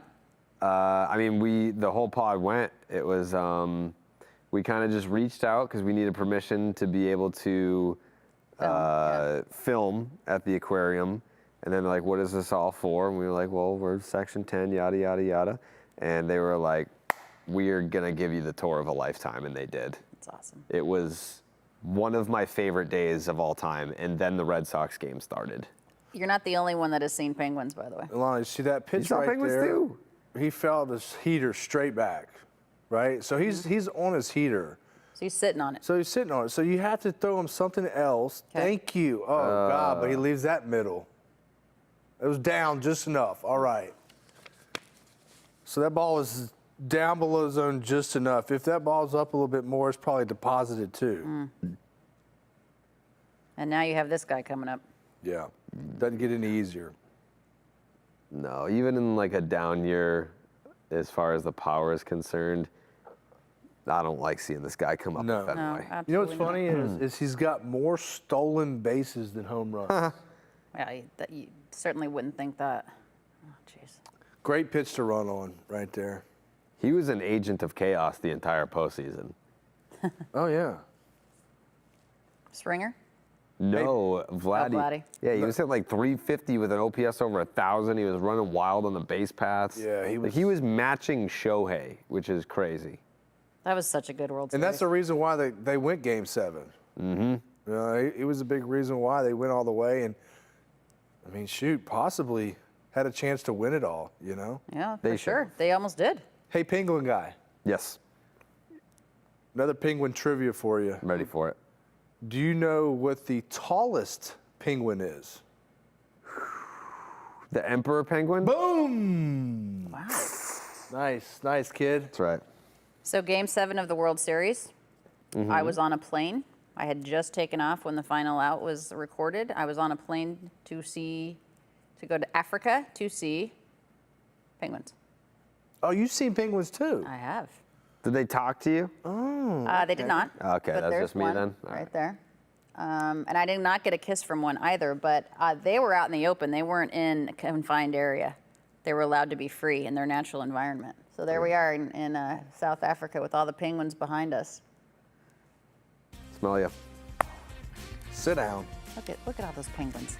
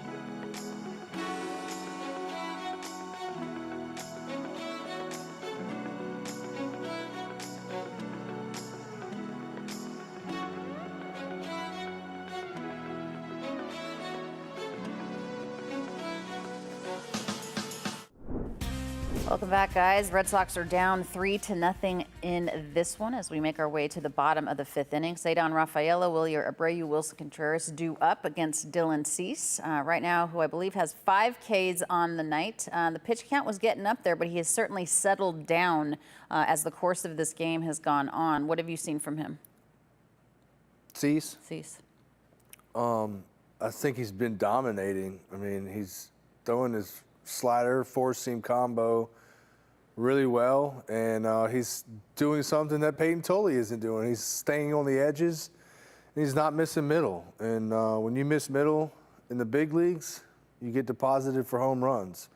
And like you see there, I mean, everything is on the edges for him, and he's pitching off of his four-seam like Jared talked about in the open, and everything's coming off of it, and he's throwing everything else for strikes, and when he needs to throw for balls to get them to chase, he's doing that as well. Say Don, though, has gotten to him a couple of Yeah, times in couple 2 at-bats, hits. a single in the first, a double in the third. How about we get the home run, and then we'll do the triple in the last at-bat? I'll take the home run right now. Get a home run, get things going Definitely a cycle offensively. candidate. Do you see that PCA cycle? Yeah, when they got picked off Got picked after the off at standing first base? ovation. I want to say that happened to Jerry Remy. It wasn't the cycle, but I think he told I us the didn't see story. this. I think it was like his first big league hit, and then he got picked off. Remy? Yeah. What? Yeah. Yeah. I didn't see that. Like, so PCA, so- I didn't see the PCA yet. Yeah, Oh, so- PCA, yeah. He hit for the cycle. And Okay. in whatever it was it the single, Jared? That Yeah, it was he- the single, So in yeah. the single was the last thing he got for the cycle, which is ironic. But hit for the cycle. Everybody obviously Yeah. happy for him. He did kind of like a standing ovation, stepped off the bag, got picked off. No way. Yes way. That's like his style of play in a nutshell. Guy can rake, but doesn't always make the most sound decisions. Say Don is fundamentally. challenging. This one's going to be close, boys and girls. Yikes. Yeah, no, that's a bad challenge. Dang. You can't. I don't make hate the that spot though. I mean, 2 strikes. Oh, I fifth like this. You inning. guys disagreed. I don't. Yeah. I disagree. I'm going to challenge that. I'm going to challenge. Can we still challenge? Yeah. Yeah, you can. The BS I mean, challenge on this you show. get 2 challenges, and you're the leadoff guy, right? It's the 5th inning. It was a full count, right? Yeah, but it's the 5th inning. Nobody's on base. It's not that. But he would have been on base if he was right. Yeah, but it's not a game-changing at-bat, is what my point is. I mean, you just gave up back-to-back bombs. Like, you want to get something going. Like, right now, Dylan Cease is at 6 strikeouts. 96 pitches. Okay, 96 So, like, you're going to either get him, like, we're approaching final batter territory. So I want, like, look at Greg Weissert for an example. When he's got bases empty, he's nails. But when he's got runners on, he's ass. So if I can challenge here and I can work myself a walk You instead just of a made a strikeout. reference between Greg Weissert and Dylan Cease. No. I'm talking about the reliever that would come into this game. Oh. Yeah, like a reliever coming into a game with runners on, then it's like it's a different ball game. So I don't hate it. I don't hate it given the situation. He was hate it. wrong, I hate it.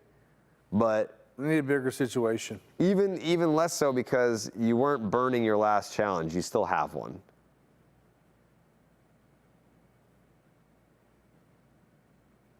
Changing the eyesight level right now. Watch, he's going to go back down. So, like, you got to play along with the pitcher here, man. Like, you got to know, and that's one thing we were talking about, Sox in the box. Like, the hitters seem like they're going, see, went back down, right? You shouldn't even be check swinging on that, right? So you got to know, like, what the hitter's strengths and weaknesses are and what he tries to do. And I just feel like guys in our lineup are going up there blind. Like, just hoping and wishing that they get a pitch instead of, like, playing Knowing along. what the guy throws, what he's going Yeah. to do, knowing his tendencies. Got to get out of here, ball. Good spot. I feel like this happened the last time the Red Sox saw Cease was not a ton of damage, but he spent so many pitches punching guys out that he didn't go deep. He gave it up on his pitch count. Yeah. He has 6 right now. I said he was going to have 7 and Tolley was going to have 5. I think Tolley has, what, 4 right now? No, Jared excuse called me. for Tolley how- has 6. Jared called for how many? 20. 20. 20 tickets. You said 16. I said 16. Yeah, Challenge he's going to that? be right. He's Yep, going to he be right. challenged Oh, my it. God. Let's blow our final challenge with nobody on That's a base. ball. It better be a ball.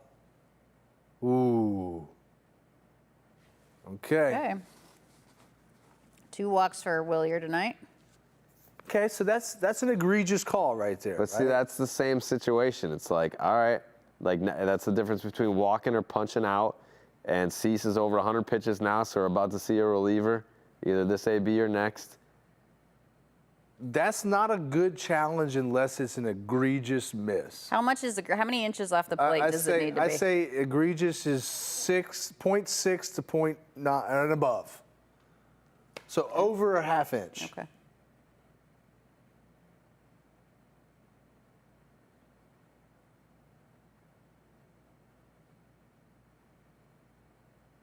Do some damage. That was a pitch he could do. He knows it. He knows it too. He missed that. He's been in swing mode all night. Yeah. He's not up there to see pitches. But he also knows too, I'm the home run guy on this team. So Well, he's I've probably gotta, trying to. He knows he's the only offense. Yeah. He's like the only offensive option. No, that's a ball. Oh shoot! Ooh. Did that he was come close. off? That was close. He came off, but he got back on just in time, I believe. They're going to look at it though, probably. What are we going to do here? I mean, Earmuffs or no Wilson earmuffs? should have challenged that strike call. Let's see what happens. He's on the bag. Oh. Oh God, gosh. he comes off. Oh, he's in. He's in. He's back Barely. in. Barely.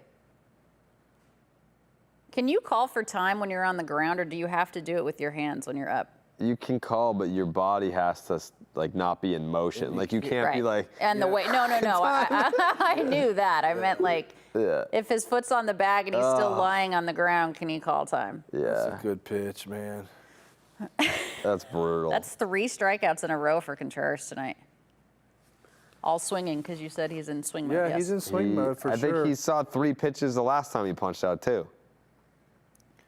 And see, Dylan Cease knows that, right? Mm-hmm. Like he's playing the game. He's his first at bat. Oh, he swung 3 times in a row. Okay, like Because he was like slider, yeah, right? this guy's in swing mode. I'm gonna pitch to that way. And on the reverse end, our hitters are not combating that with, okay, he's gonna come to me in the zone, and when I have 2 strikes, he's gonna bury one in the dirt, knowing that. Like you gotta be able to combat the pitcher and what he's trying to do in some kind of way. And we just don't do that as a ball club. You just don't see it. I can't believe it's the 5th inning. Only. This feels like the 7th. Do you remember when we were having our production meeting I remember something Pap said. and yeah. Pap said something out loud? What'd I say? I think it's going to be a quick game tonight, Alanna. Oh, did I? Yeah. 107 pitches for Dylan Cease. I don't recall that. Really? You were eating sushi? You don't remember when you were doing that? I don't recall. Okay. I don't okay. recall. And I said, knock on wood. What are you doing, I Pap? misremember. Conveniently. Probably 110 off the bat.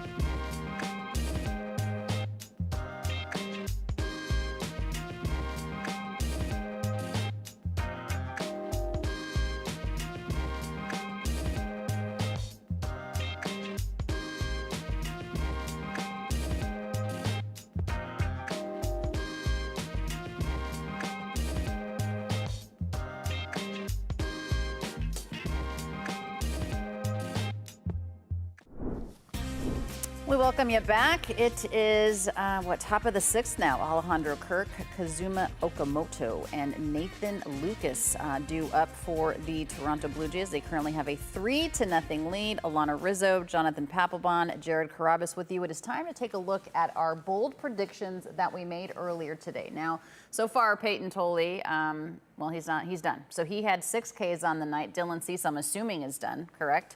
So they had a combined 13 Ks. I got close. I got closer. I said 12. You said 20. Yeah, but it's on the game, right? It's It's combined starters. Oh, it was You're right. I thought. Oh no! would Look at have he's known that. backpedaling. Yeah, He's no, I totally would've known- backpedaling. I got would've known that. confused. You were not Alanna. confused. And No, I got confused. I get confused all the time. Yeah, I thought it was for the whole game, so I'm still alive. It looks like. That is incorrect. That is incorrect. We also talked about our 2, 3, and 4 hitters combined with hits and RBIs. We're not doing really great in that department Now, for any of us. let's rephrase that. They're not doing very great. good. Yeah. Yeah. Okay, they're not doing very good. Yeah, they're not. You're right. So Sadon so far has 2 hits. That's it. Sadon with the 2 hits. 2 hits. Yeah. And no RBI. So there you have it. None of us are doing well there. There's And still then- time left, just like Craig Breslow And said. as far as the first home run of the game, we all Craig picked. Breslow's lying. We all picked a Red Sox, and we were wrong because the first home run of the game was David Schneider. So we're not doing great tonight. Oh, I thought you meant the first Red Sox. No, I said, come on. All right, so I'm still alive in all these. Roll tape backwards. Come on. Stop. It's close. Canley. We got Canley in the game now, Alanna. We do. Tommy Canley, changeup guy, right? Yeah. Lots of changeups. Lots of changeups. Changeup can vary anywhere from 90 to 91 to 87-ish. So, Varying speeds, if you will. yeah, he uses it for multiple type pitches, and he uses it like it's his fastball. He moves it in and out and up and down. It basically is his fastball. If I was a hitter, I'd go up there and I'd sit just change up and try to hit it. I mean, that's the kind of a guy that you know what's coming, right? I mean, that's his Yeah. bread and butter. He's been mixing in the fastball and Yeah. slider more. I mean, A little bit, yep, he has. there was a point during the postseason a couple of years ago where he would only throw changeups. Like he threw like 60-something straight changeups. But more importantly, Jared, we can't come into the ball game and start issuing walks. No, when you're already down 3. Yeah, you start issuing walks, it's the game's gonna get longer, and you're gonna get beat by even more, and it's gonna be harder for them to come back.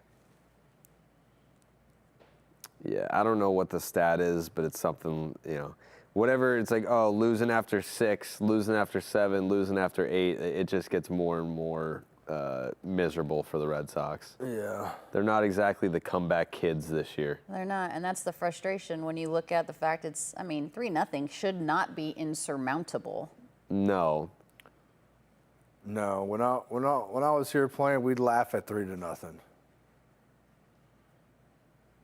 You almost saw it as a challenge, right? Yeah, Like, we got exactly. This. We got And this. that's the way you got to look at it, right? You got to look at it like 3-0. Okay, you don't think I can come back from that? I'm gonna show you. Yeah. When you have Manny and Poppy in the middle of your order, it's like 3-0. Like that's, you can take the lead and double them up in 1 inning. Now, if the Red Sox score 6 runs in 1 inning, you're like, oh my God, it's a miracle. What happened? Yeah, it's hard to watch a team when you already know what's going to happen, right? You already know that, like, for them to come back from this 3-0 lead to win this game, they've got to score 4.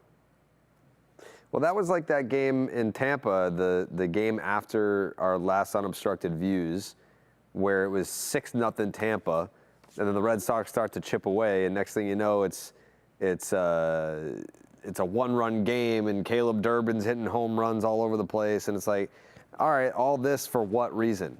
Like, they still end up losing. There goes a double down the line. Maybe a single. Still going to be first and third.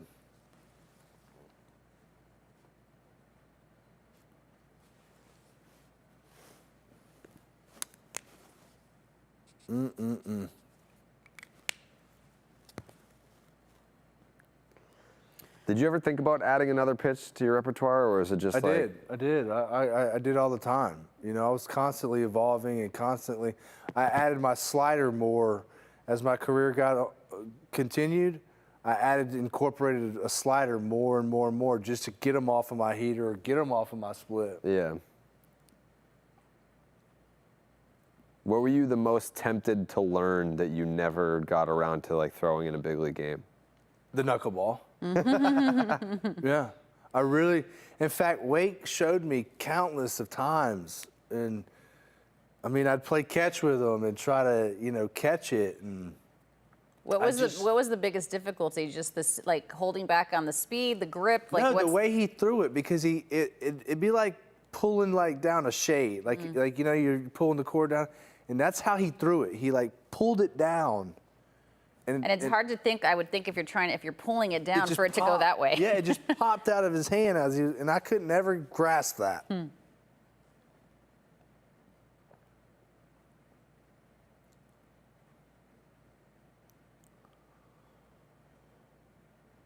Yeah.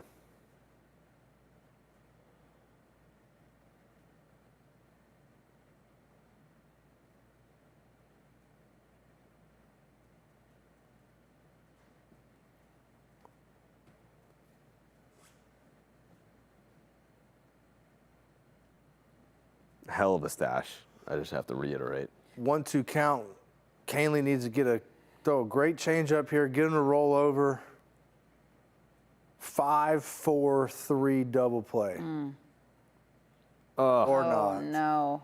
Is that another one for him? Yeah, that's off the wall. You know. That'll do it. Yeah. Oof. Ouch. You just said it was a heck of a stash, Yeah, Jared. I did say that, yeah. Let's revisit this. Guess that stash really quick. We're gonna have a pitching change, I believe. I was pretty good at this. Actually, no, because Andrew Bailey's coming out, so not a pitching change, just a conversation. So let's guess that stash. It's going to be a little bit harder this time. Obviously, we're talking about, I mean, we're doing this because Davis Schneider, Peyton Tolley, obviously, Mickey Gasper, Dylan Cease, all great stashes in their own way. So let's see the first one. Let's guess the stash.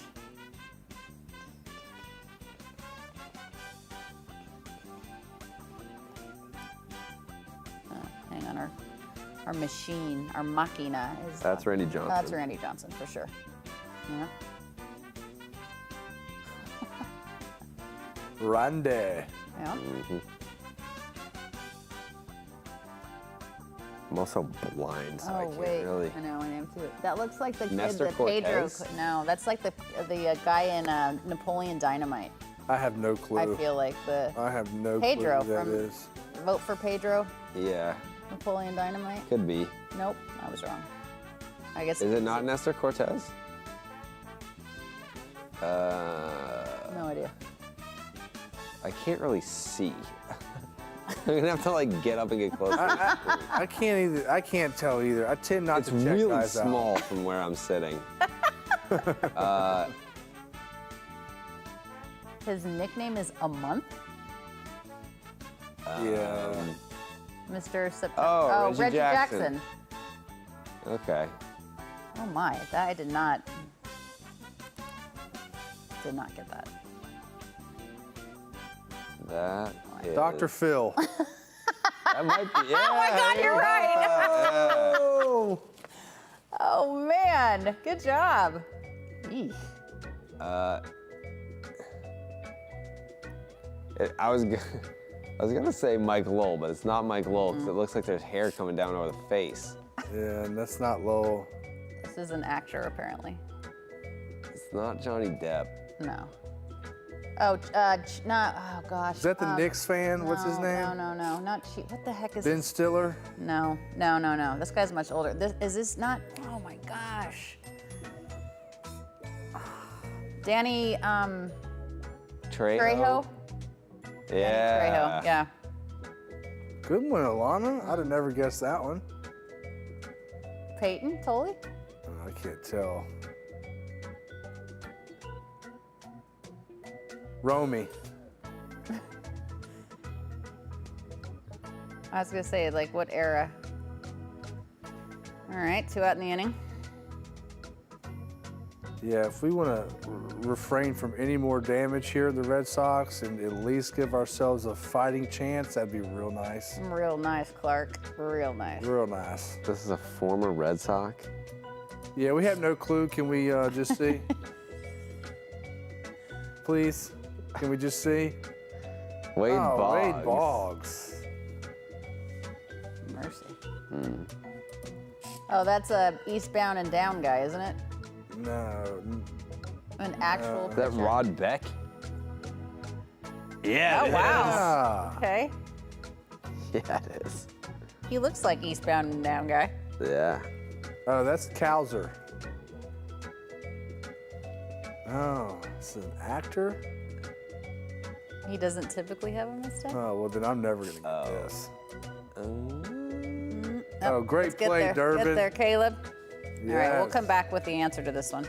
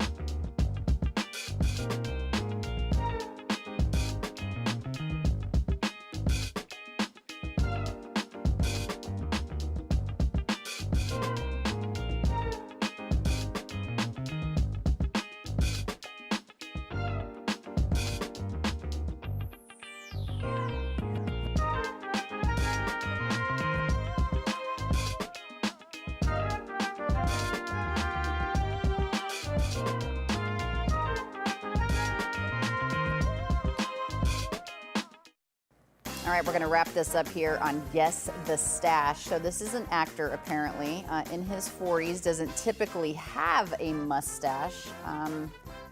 Action movies. He's an actor in action movies. Jason Sudeikis. I don't know. Who, if anybody knows Jason Sudeikis, by the way, I'd like an introduction. I would like to shake his hand. I'd love to have us. I don't know him, Alanna, but I can get you Savannah Banana tickets. Thank you. Appreciate that. Captain Evans? America? I don't know. Is it Chris Evans? Yeah. Oh, gosh, I wouldn't be able to pick him out of a lineup. Yeah, you got me on that one. All right, Tim so Thomas? Jeff Hoffman, former Toronto Blue Jays closer, now in here in the 6th inning. Is that not Tim Thomas? See, I don't know actors. This is an actor. I don't know them. We've got a ground ball to third, 0-2 count. Hemsworth. No. It's not Hemsworth. It's not John Cena. No. John Cena probably couldn't even It's not throw. Morgan Freeman. What's wrong with you? He's got a mustache. Morgan He's Freeman. also not Caucasian. Yeah, but Morgan still, Freeman. I mean, you never know. Superman. Who the hell is Superman? I don't know either. I don't know who Superman is. Not Chris. Oh, I've never heard that name in my life. Never heard of this guy either. That concludes Guess the Stash. Oh, my goodness. We do have some good stashes on the field tonight, though. We do. I wish I could grow a stash. You can't? You did. You did. Yeah, but it took me like 2-3 months to do it. Yeah, but once you're locked in, then it just stays there. Yeah.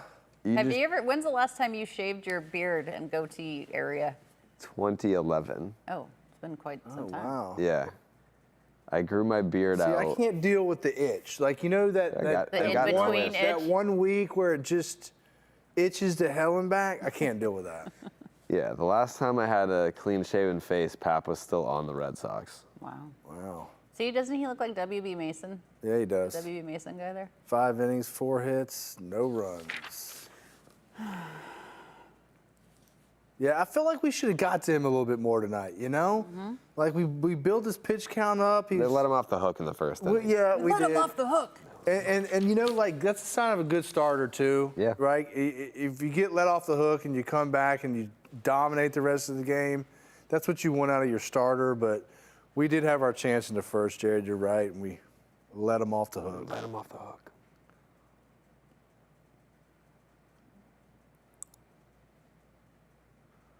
God, that's such a bad swing on a ball that's down the middle. I mean, I know it's low.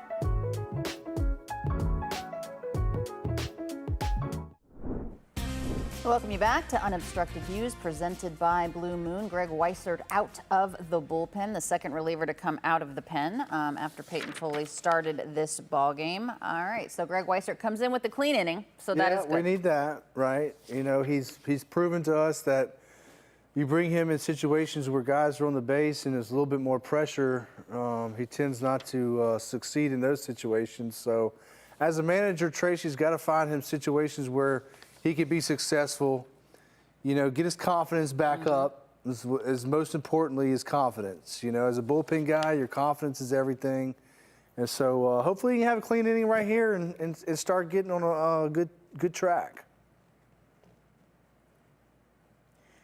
When It'll we be tough with that guy, though. Yeah, when we started the game, you had said you were complimentary about the at-bats that the Red Sox were taking. Did you see that at-bat quality change throughout the game in a more negative way? Yeah, I just hadn't seen the at-bats continue to put pressure on the pitcher.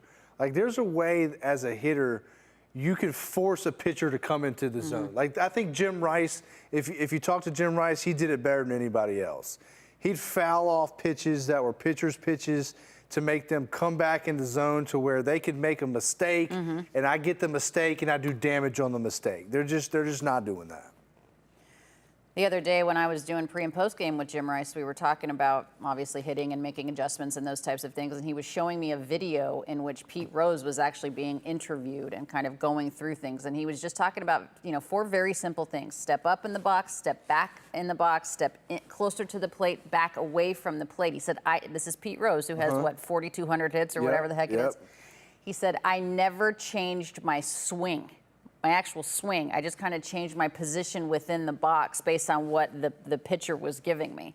I mean, there must be something to say about that. And he did something right. That speaks to him making adjustments from either at bat to at bat, or the great ones like Pete Rose himself probably made them pitch to pitch. Because I know Jim's made we've talked about this as well with Jim. Jim's made pitch to pitch adjustments, and as a pitcher, you got to watch for that too, right? And I don't necessarily know if our pitchers are watching for that as well, because when you see a hitter do something different in the batter's box, then you got to do something different. I remember watching Derek Jeter, his first 2 or 3 at-bats of a game, and then all of a sudden I come in the 9th, and wait a minute, he's doing something totally different than what I've seen before.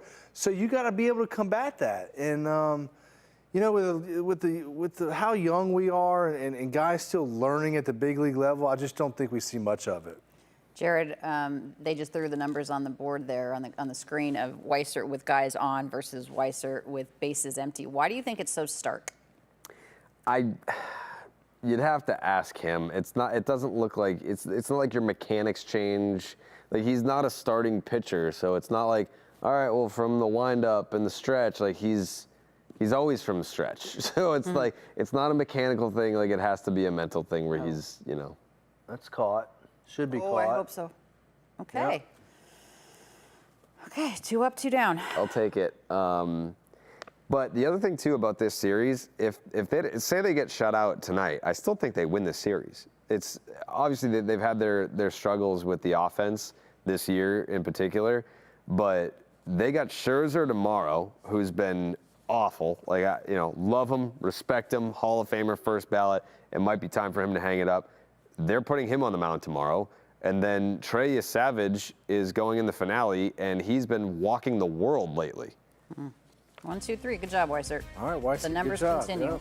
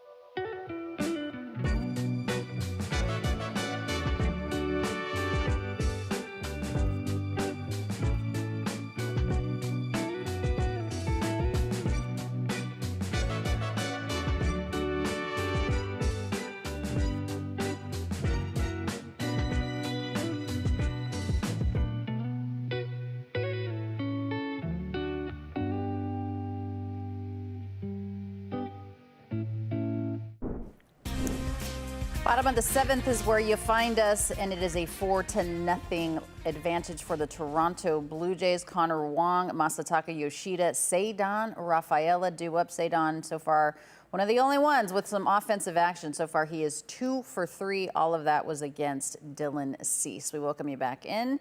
The Sidewinder is in. Submarine guy. Yeah, How difficult would that be to face? This is how my brother used to pitch. Yeah. He was drafted by the Red Sox as Spinners. well. Yeah, Lowell Spinners. Spinners are going to have a Jonathan Papelbon bobblehead night. Are they? July 15th. Yeah, be there or be square. What's the pose? Have you seen it? I have not seen it yet. Okay. It's What would supposed you to be- guess? It's supposed to be a surprise. Hopefully they don't. Hopefully the bobblehead looks good. We'll see. I mean, I feel like it's. If I were to guess, if I were to handicap it, It's going to have the beer face- box. The beer box Yeah. or the stare down. It could. I mean, it could be either or. Like if they were to Hey, do Connor, it, that's Look at the Connor Wong, third two- time he's been on base in Yeah. 3 plate appearances. 2 hits and a walk, correct? Yes, that is correct. Yeah. Walk, single, single. Connor Wong showed up to play tonight along with Ceddanne Rafael. That's right. That is almost scraping the ground right there. That's true submarine. yeah, that was like. That's not sidearm. That's submarine. Big difference. You remember Shelby Miller? Of course. Cardinals. He used to. He wouldn't hit it on the way to the plate. He would throw and then scrape his knuckles afterwards. He would basically punch the mound every time he threw the baseball. I'm like, how did you? Who was the sidearmer we had? Chad Bradford. Chad Bradford, yeah. He gave up Manny's 500th home run in Baltimore in 2008 in May. May what? What was the count? What direction was the wind coming? I don't know, but the home run was to right center. What was the weather like that day? Seriously. It was t-shirt weather. I was wearing t-shirt. I was there, t-shirt and shorts. Were your legs bigger then? Because you said you don't wear shorts. 'cause I your didn't legs are realize so that my legs were small until I moved to New York and everyone made fun of me. And then that's when I started to wear pants every day. But up until then, I wore shorts all the time. You know what's funny about these submarine pitchers is I was talking to my brother a lot about this when he pitched. They don't get as sore as It just looks so. It traditional looks so hurty. over-the-top It looks like it guys. hurts, like it's violent. Yeah. It's- Well, they don't throw as hard. They don't throw as hard. That's part of it, yeah. But it's your shoulder capsule. That's caught. Your shoulder capsule sits on top. Okay. So when you go over the top, you move that capsule. But when you throw underneath or submarine, that capsule isn't getting in an unorthodox position. That's why That makes- technically the fastest pitch that you can throw as a human being is underhand. Huh? The fastest pitch that you can throw is underhand. Google it. Go ahead and Google it. Fastest pitch. Alanna's challenging. What happened? What do I get when I'm right? You don't get anything. You get a handshake. You get the pride of being correct. Well, I mean, I always have that. Like, I want something bonus. Yeah, Google the fastest pitch ever thrown. Like, or Google, like, was the fastest pitch ever thrown overhand or underhand? I feel like that's leading the witness, though. I mean, Google's not going to lie. Google doesn't know about me.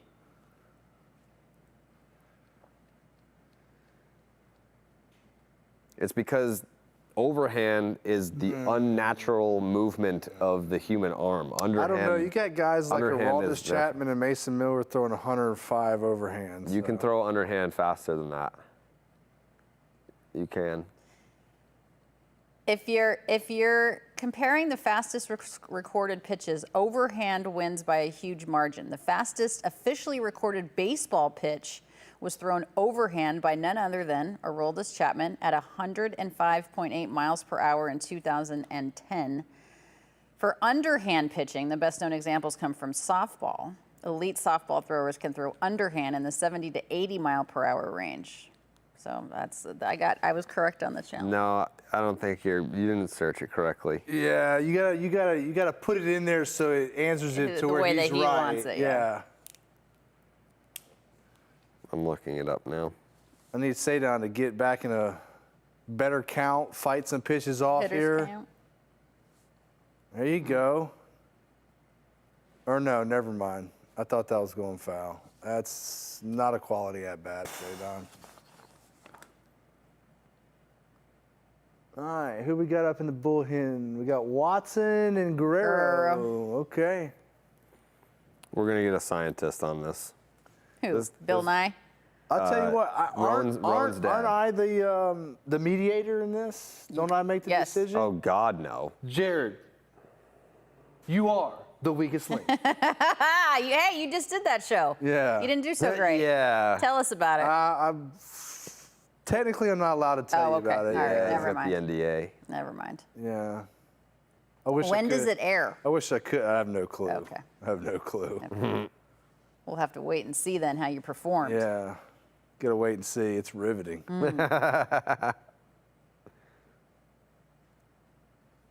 All right, Will, you're down 0-2. You got to like that's one thing that we do not do. That Work our way back into the count. we don't work counts, man. You know, it just seems like either we're going up there, you know, getting a hit right out the bat, or we're popping it up. They've been living there high inside all night with Willier.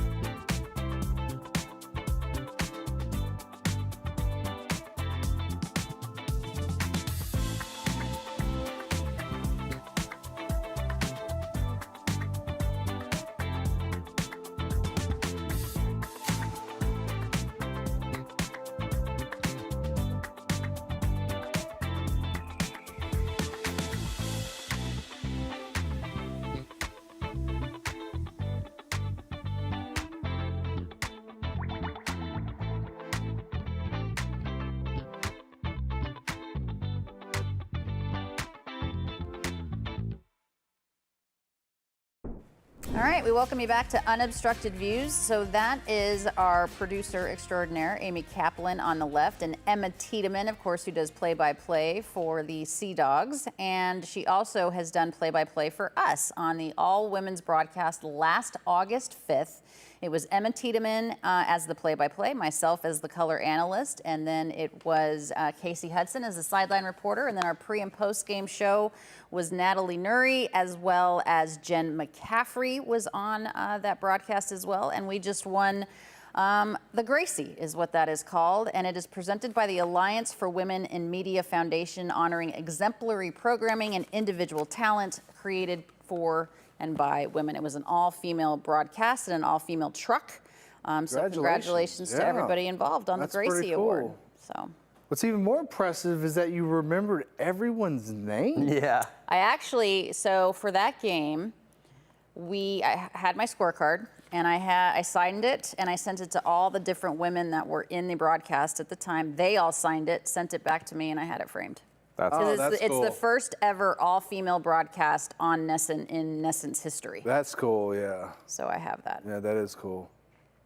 And that's how you remembered their names. Yeah, I mean, I was part of the all-female broadcast ever in the history of Major League Baseball. That was on MLB Network and YouTube.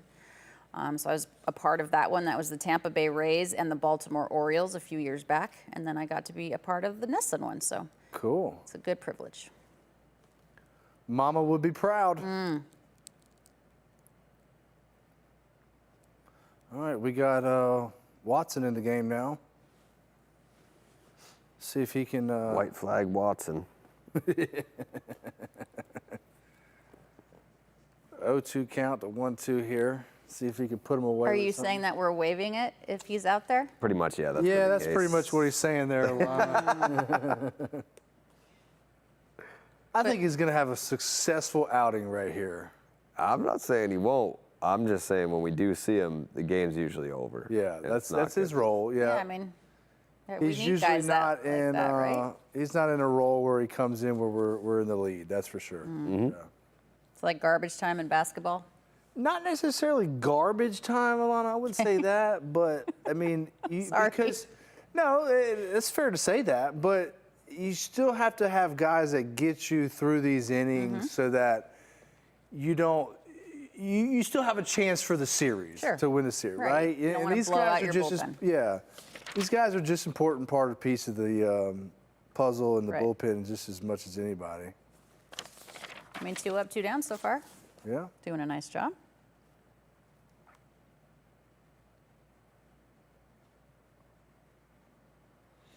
So Romy Gonzalez is in the middle of his rehab outing. Hopefully he'll be back with the big club soon. He was 1 for 2 tonight. He also had a 2-run home run, this one off of a right-hander. But Jared, do you think that when he comes back up, we're going to see him every day? Why?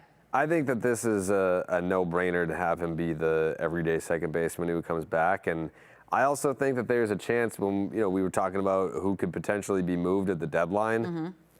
That's a guy that could have some value. Is he someone that you're looking at as the future everyday second baseman of the Boston Red Sox? No, he's a great player to have coming off your bench on a good team.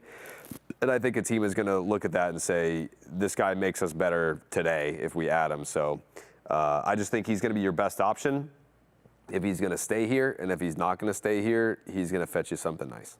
Yeah, I agree with you, Jared. I think he's got 2 good options for you. I don't think he'll be the main chip or main piece of a deal, but he'll be one of those other pieces to it that makes a deal look even more inviting or better for the ball club that you're trying to trade him to. And It's he's a complimentary piece. Yeah, complimentary piece. And he's inexpensive, which I think teams are going to look at that and say, we can only add X amount of budget between now and the end of the season, and that's going to be valuable just because he's not going to cost you a lot. And last season, he and Abraham Toro were kind of the guy, or excuse me, Rob Refsnyder were kind of the guys that were crushing left-handers as well. You think he's going to play regardless of the handedness of the pitcher? He should, yeah. I mean, he can. I mean, obviously, this lineup does not have an A game against lefties. No. Their lineup against lefties stinks, but he can hit both. Good job, Watson.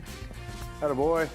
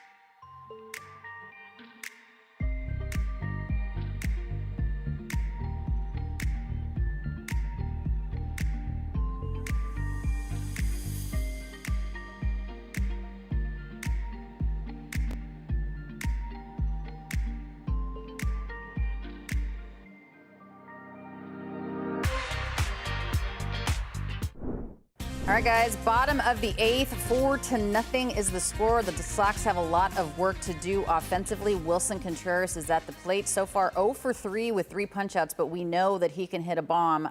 The first balloting results for the All-Star game have recently been out. I think they came out yesterday, in fact. So when we're checking in on AL first baseman, he's not at the top of the list by any means, but I'm thinking, guys, this might be the Red Sox representative at the All-Star game. I'm thinking that as well. Let's see who we have at the top. We got Pete Alonso up there, maybe? I don't know. What are they? Yeah, It's Ben Rice. Vladdy. Yeah, Vlad's first. Ben Rice which is somewhere funny in because there. that just proves it's a popularity contest. yeah, Ben Rice has been one of the best hitters in Ben baseball Rice this year. deserves it. I don't mind gotta Ben vote. Rice being up there, but Vladdy has That's not 4 had strikeouts. an all-star season. That's 4 strikeouts today, right? Yes, Yep. it is 4 strikeouts. And that was another one on 3 pitches? Yeah. It was quick. So that was 3. Yeah. I can't remember the first one, but that's 3 straight at-bats where he struck out on 3 pitches. And that's what you call the old golden sombrero That for you is, fans that out is not a there. good one. Yeah. Here, I can look at real quick, the first. Okay, Yeah, you so got Guerrero, Kurtz. Rice, Murakami of Nick Kurtz, the Chicago White Sox, but he's he hurt. deserves it too. Yeah, Murakami has got the bad hammy, Yeah. but Ben Rice. Murakami's a rookie this year, too, as well, right? Yes. Considered a rookie, yeah. Yes. Nick Kurtz is a top 5 hitter in baseball this year. Ben Yep. Rice, I hate to say it, but he's right in that conversation as well. Yeah, first base is deep. It sucks because Wilson's having a career year. He's by far the best hitter on the Red Sox, best player on the Red Sox. I mean, I think he goes as the representative. Chapman. I don't know. Yeah, he'll get there. He's got a But it could be both run ERA. because you can't. Well, That's called. Okay, we'll take it. Not getting shut out. Small victories. Cancel the post-game show. There goes the shutout. Yeah. they're not really doing this. But that's okay. 109 off the bat. What was I that about? feel like 445? What did it say? Somewhere, probably. I mean, it's 420 out to the triangle. 430, Yeah. 435? Yeah. I feel like Duran has like 3 hits all month, and they're all home runs. Well, he had the 2-run shot on what, Saturday? Friday or Saturday? It was Friday. Friday, yeah. Oh, That's going to be,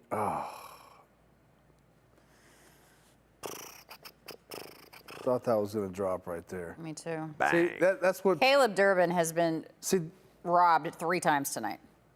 on this pitch right here with Jaron Duran, ball leaks over middle of the plate. That's what big league hitters should be doing every time to these balls that leak right back over the middle of the plate.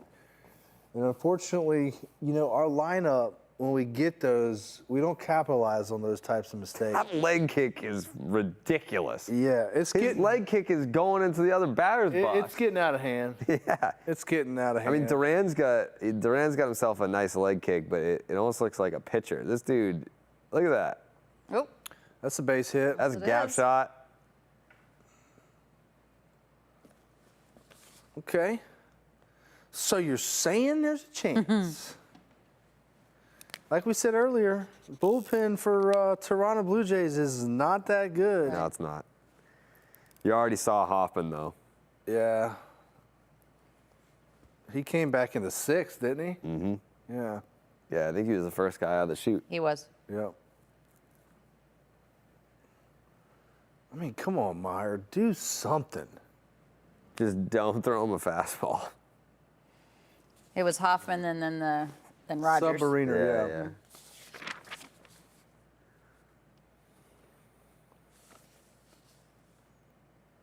Look at that mustache. Okay. Got the handlebars going. We've got a mound visit here. You want me to translate this? Yeah, go ahead. Yeah, could you? Okay, buddy, let me tell you something. You just left one right over the heart of the plate to Jaron Duran. That should have been a bomb. You gave up the bomb. You got to take that out of your head, okay? We got to refocus here because you're facing Marcelo Meyer, who has no chance against you. There's no reason why you can't get our ass back in this dugout right now facing this kid. Throw him heaters away, curveballs down in the dirt. Make sure if you go back foot, you get it all the way in the back foot. No heaters. Would you ever want to be a pitching coach? No. Okay. No. No, I can answer that very quickly. You do not throw him a single Schedule is fastball. terrible. Money's not great. No. Travel. Travel. My traveling years are over with, Alanna. Amen. Preach. Yeah, see? It's hard to even get my wife to travel. You know, she's so used to doing all that traveling. It's a lot. It's a lot on the family. It's a lot.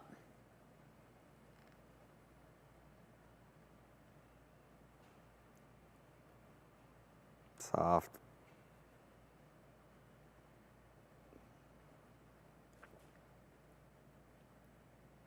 Yeah, there can't be a single scouting report in the game that says to test this guy with heaters. Yeah. Sinker. Yeah, if you do throw him heaters, which I mean, Down. Yeah, down or off out of the zone, make him swing at it out of the zone.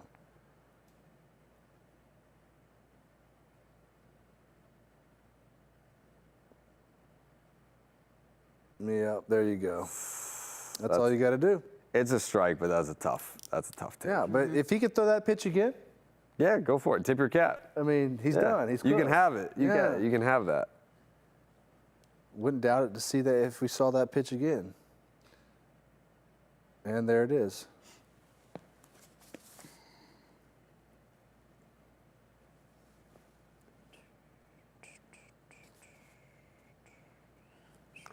Yeah, I mean, now I'm just like, what can I throw that's not a fastball that I know I can throw for a strike? Because that's what I want right now. Yeah.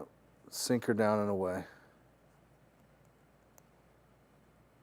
Or the curveball. Ooh. Okay.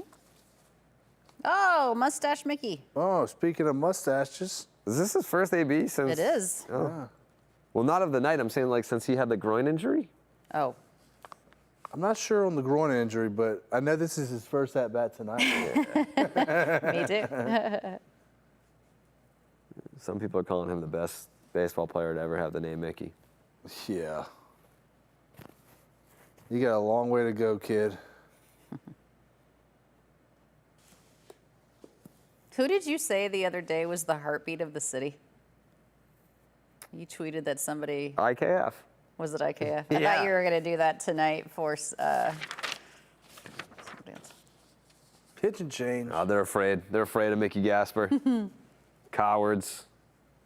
Oh, man. Let's go, Mickey. You got a righty coming in the game, too. Guy looks gassed. All right, velo slap.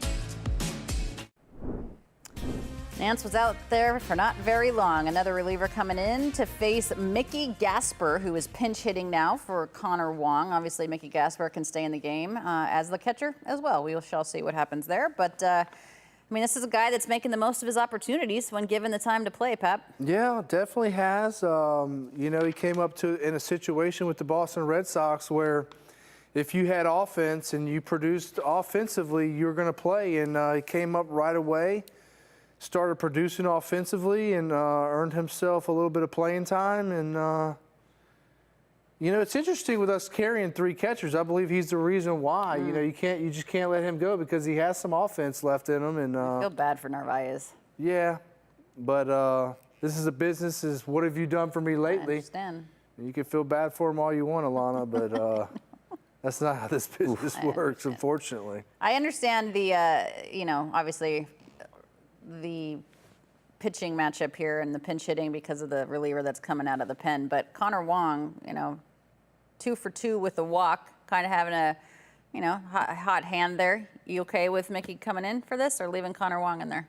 I think that with them bringing in their closer, Varlin, he's their closer. Right.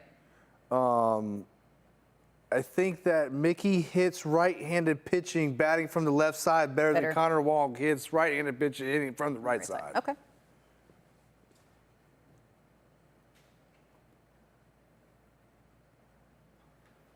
I mean, Wong's like, damn, I could have done that. I lied. All right, that ends the 8th.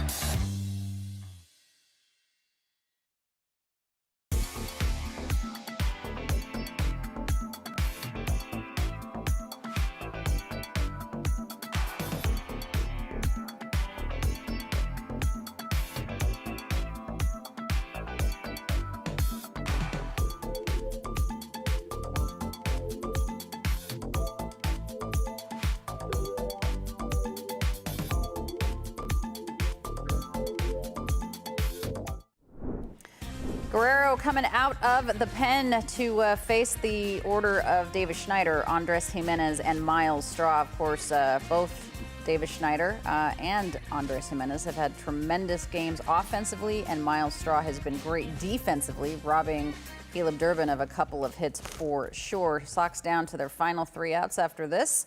4-1 Toronto, 1 for Boston thanks to a Jarren Duran late game solo shot. Oh, it's actually Watson. I apologize. So Guerrero was warming up, but Watson is back out there. He had a quick 1-2-3/8. Yeah, they're going to let him wear this. No reason to go to burn. They're just not going to burn anybody else. Makes Alanna. sense. Yeah. Try to save him for the rest of the series. I sneaky think that Tyron Guerrero is someone that teams are going to call on as well. He's looked good, right, since the call-up. 103. Yeah, and the fact that he throws hard like that, every team is going to look for that. It's a great point, Jared. And he's a guy that they're not going to care if he blows out. Yeah, he's 35 years old. They're going to use him as hard as they can, as much as they can, and Yeah. thanks.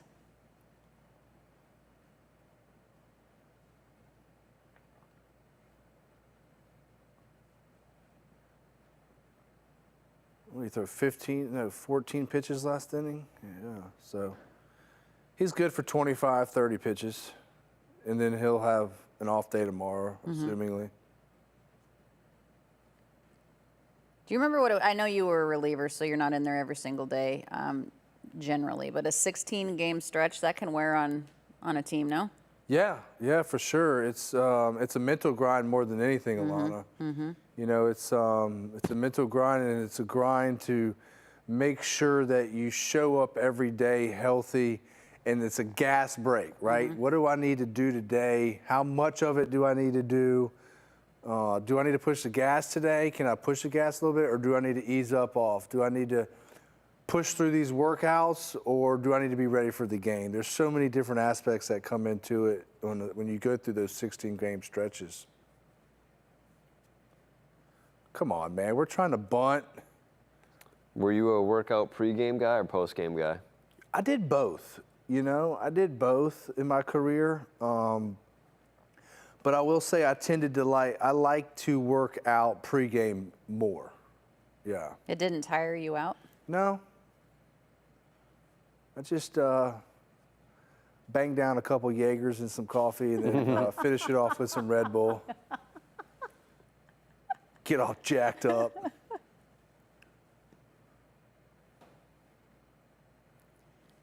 You still work out. Do you just innately like to, or do you feel like you have to? I know I have to, because my mind is, I work out more for my mental.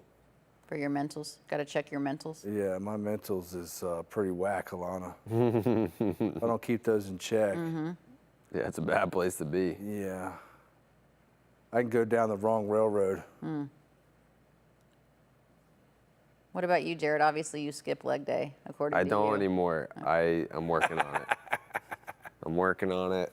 I did a leg day last week. I couldn't walk for 3 days, so that means it's working. Usually when you're sore, that means it's working. That's what I'm saying. We're right back at it. Throwing the ball really well, There Watson. he goes. right Yeah, now. mixing it up nice. Late movement. Like you said, mixing it up, Jared. You know, you can just tell, or I can at least, when there's a certain crispness to balls and what they do at the plate and how they react to the ball at the plate. And he has it tonight. He has his good stuff. He has his A stuff tonight, that's for sure. I like that for him. Yeah.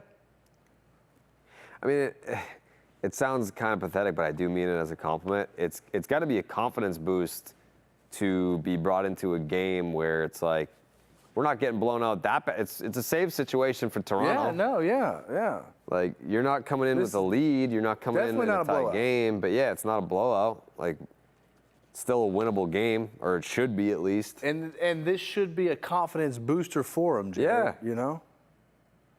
And like we were saying earlier, you guys in the bullpen, confidence is everything, man. Look at how nice the grounds crew put Samuel Adams on the mound. It's amazing how they changed that. But then when he stepped on the Pride logo, It you goes away. couldn't see his foot. Yeah, because it's a camera. Oh, that's right. See, that pitch right there, to me, you got to be able to get back in the count. You got to be able to throw that sweeper, slider, whatever you want to call it, type pitch. You got to be able to throw that for a strike there. You got to be in the zone there. Which is much easier said than done. Okay. Ooh, maybe a little challenge there on that one? No? Too high? We don't have any more. Oh, no, they do. Wait, no, we don't got have one. No, we got don't. one. Yeah, we got one left, don't we? I think we got No, one left. we do? Yeah. Yeah. Oh, I guess each team has one. Yeah. Never mind. Yeah, I think Willier challenged right after Sedan challenged and got it wrong, but Willier got it right, so we kept that one. And I Right. believe they show them up there by They the do. score. Yeah. You're right. To the left of the logo. All right, we got a little talk here. Did you hate this? I hate it if Mickey Gasper's coming out talking to me. You know, I might even say, hey, get your rookie ass back behind the plate. Like, I got this. Okay, it's 4-1. I got 2 outs. Get your rookie ass back there. If Jason Varitek's coming out, you're not saying. I'm a not word saying it to him, Yeah. no. But if it's Mickey Gasper, yeah.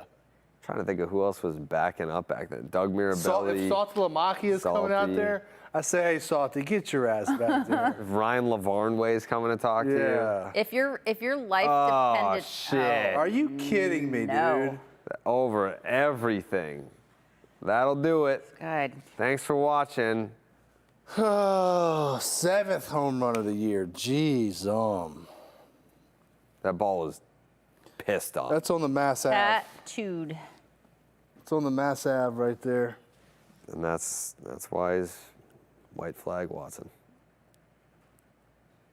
I mean, in fairness, he did set down the first 5 guys he faced. He did great, and then he gave up a 600-foot 2-run home run. Oh, that Golly. stinking jacket.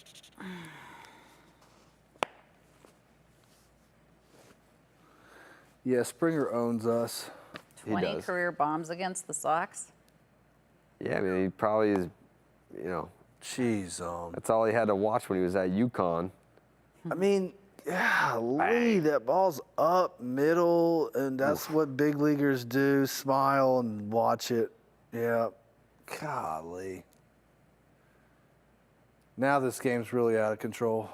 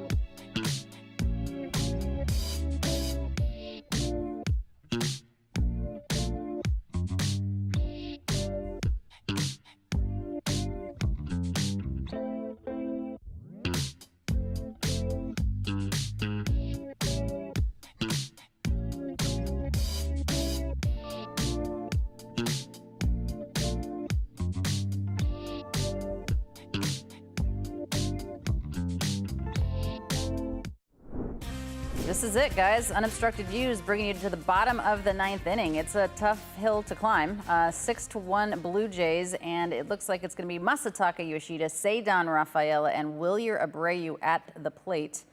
Going up against the Reds. I don't know if Varland's back out there. Yeah, he is. Varland's He's gonna- back out yeah, there. 'cause So he's, He can still get the save. he can still, yeah, correct. I was just about to say he can still get the save. And this is Look at Massa. This is more like a mountain than a hill to climb. you're absolutely right. I mean, it's just without any slugging, you got to put together about 8 to 9 base hits.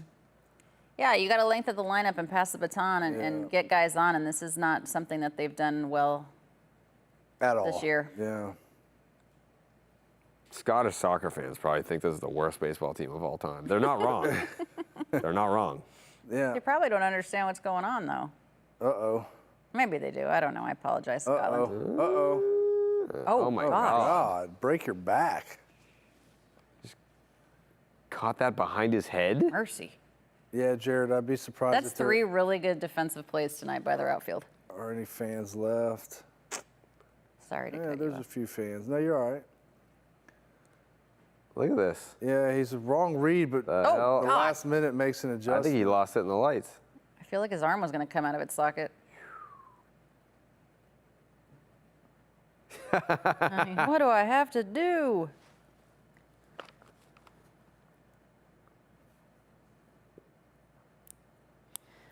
Checking out our bold predictions, guys, for the last time here with 1 out in the bottom of the 9th. None of us hit anything. Good job. Yay, team. Kind of like the Red Sox lineup.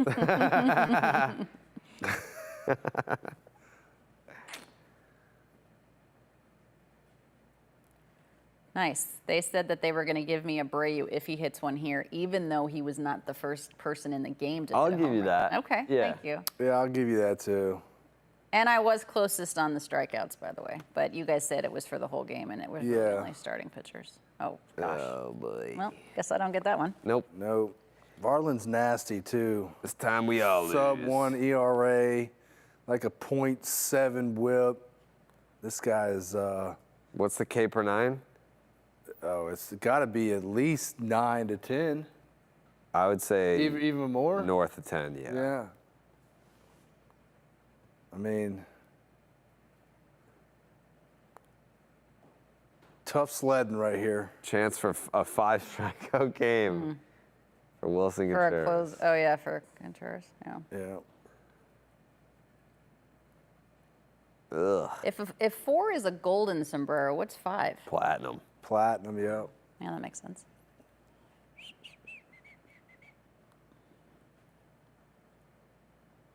Now, don't ask me what 6 is. I mean, Diamond. Yeah, yeah. A diamond sombrero. He's 0-2 right off the gate again. yeah, he's swinging at everything. 11 8 strikeouts per 9 for Varland. 11, yeah. I mean, pushing 12. Oh, you got to be thinking it. Ooh. I think that's the first time all night that he saw A ball didn't swing? Yeah, or he got to a count that was more than 3 pitches.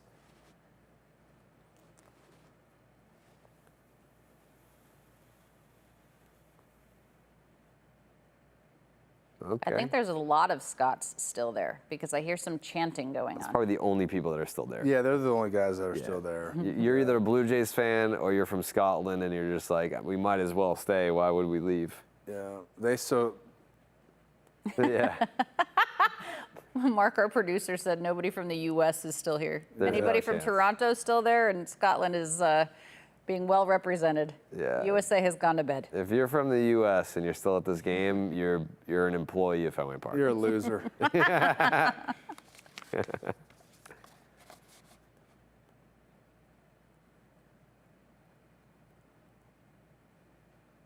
That's actually a very impressive walk. Wow. After being over 4 with 4 strikeouts and basically striking out on 3 pitches all night long, to be down 0-2 and to see some pitches out of the zone that I'm sure at one point looked very tempting, that's an impressive walk. Does it matter in the end? It doesn't. Absolutely doesn't matter. No. Just an observation. Just a little ball talk for the folks at home.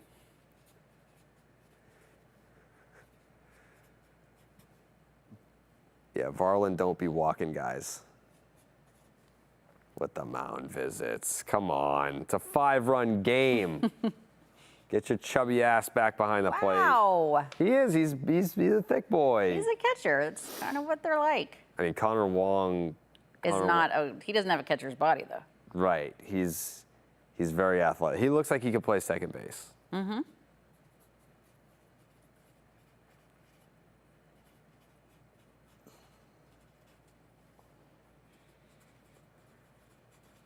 It would be very funny if they tied this game. Funny? That's not the adjective I would use, but okay. I would laugh.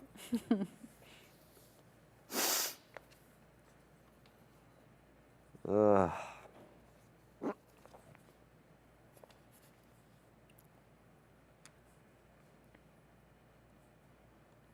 There's some Sox fans there. Look at that. Getting up, Sure. excited. Why not?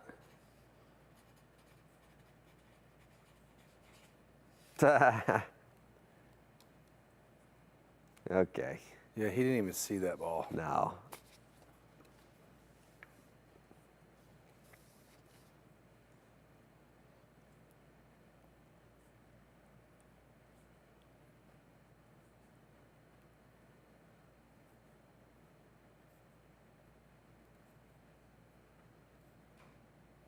Hell yeah.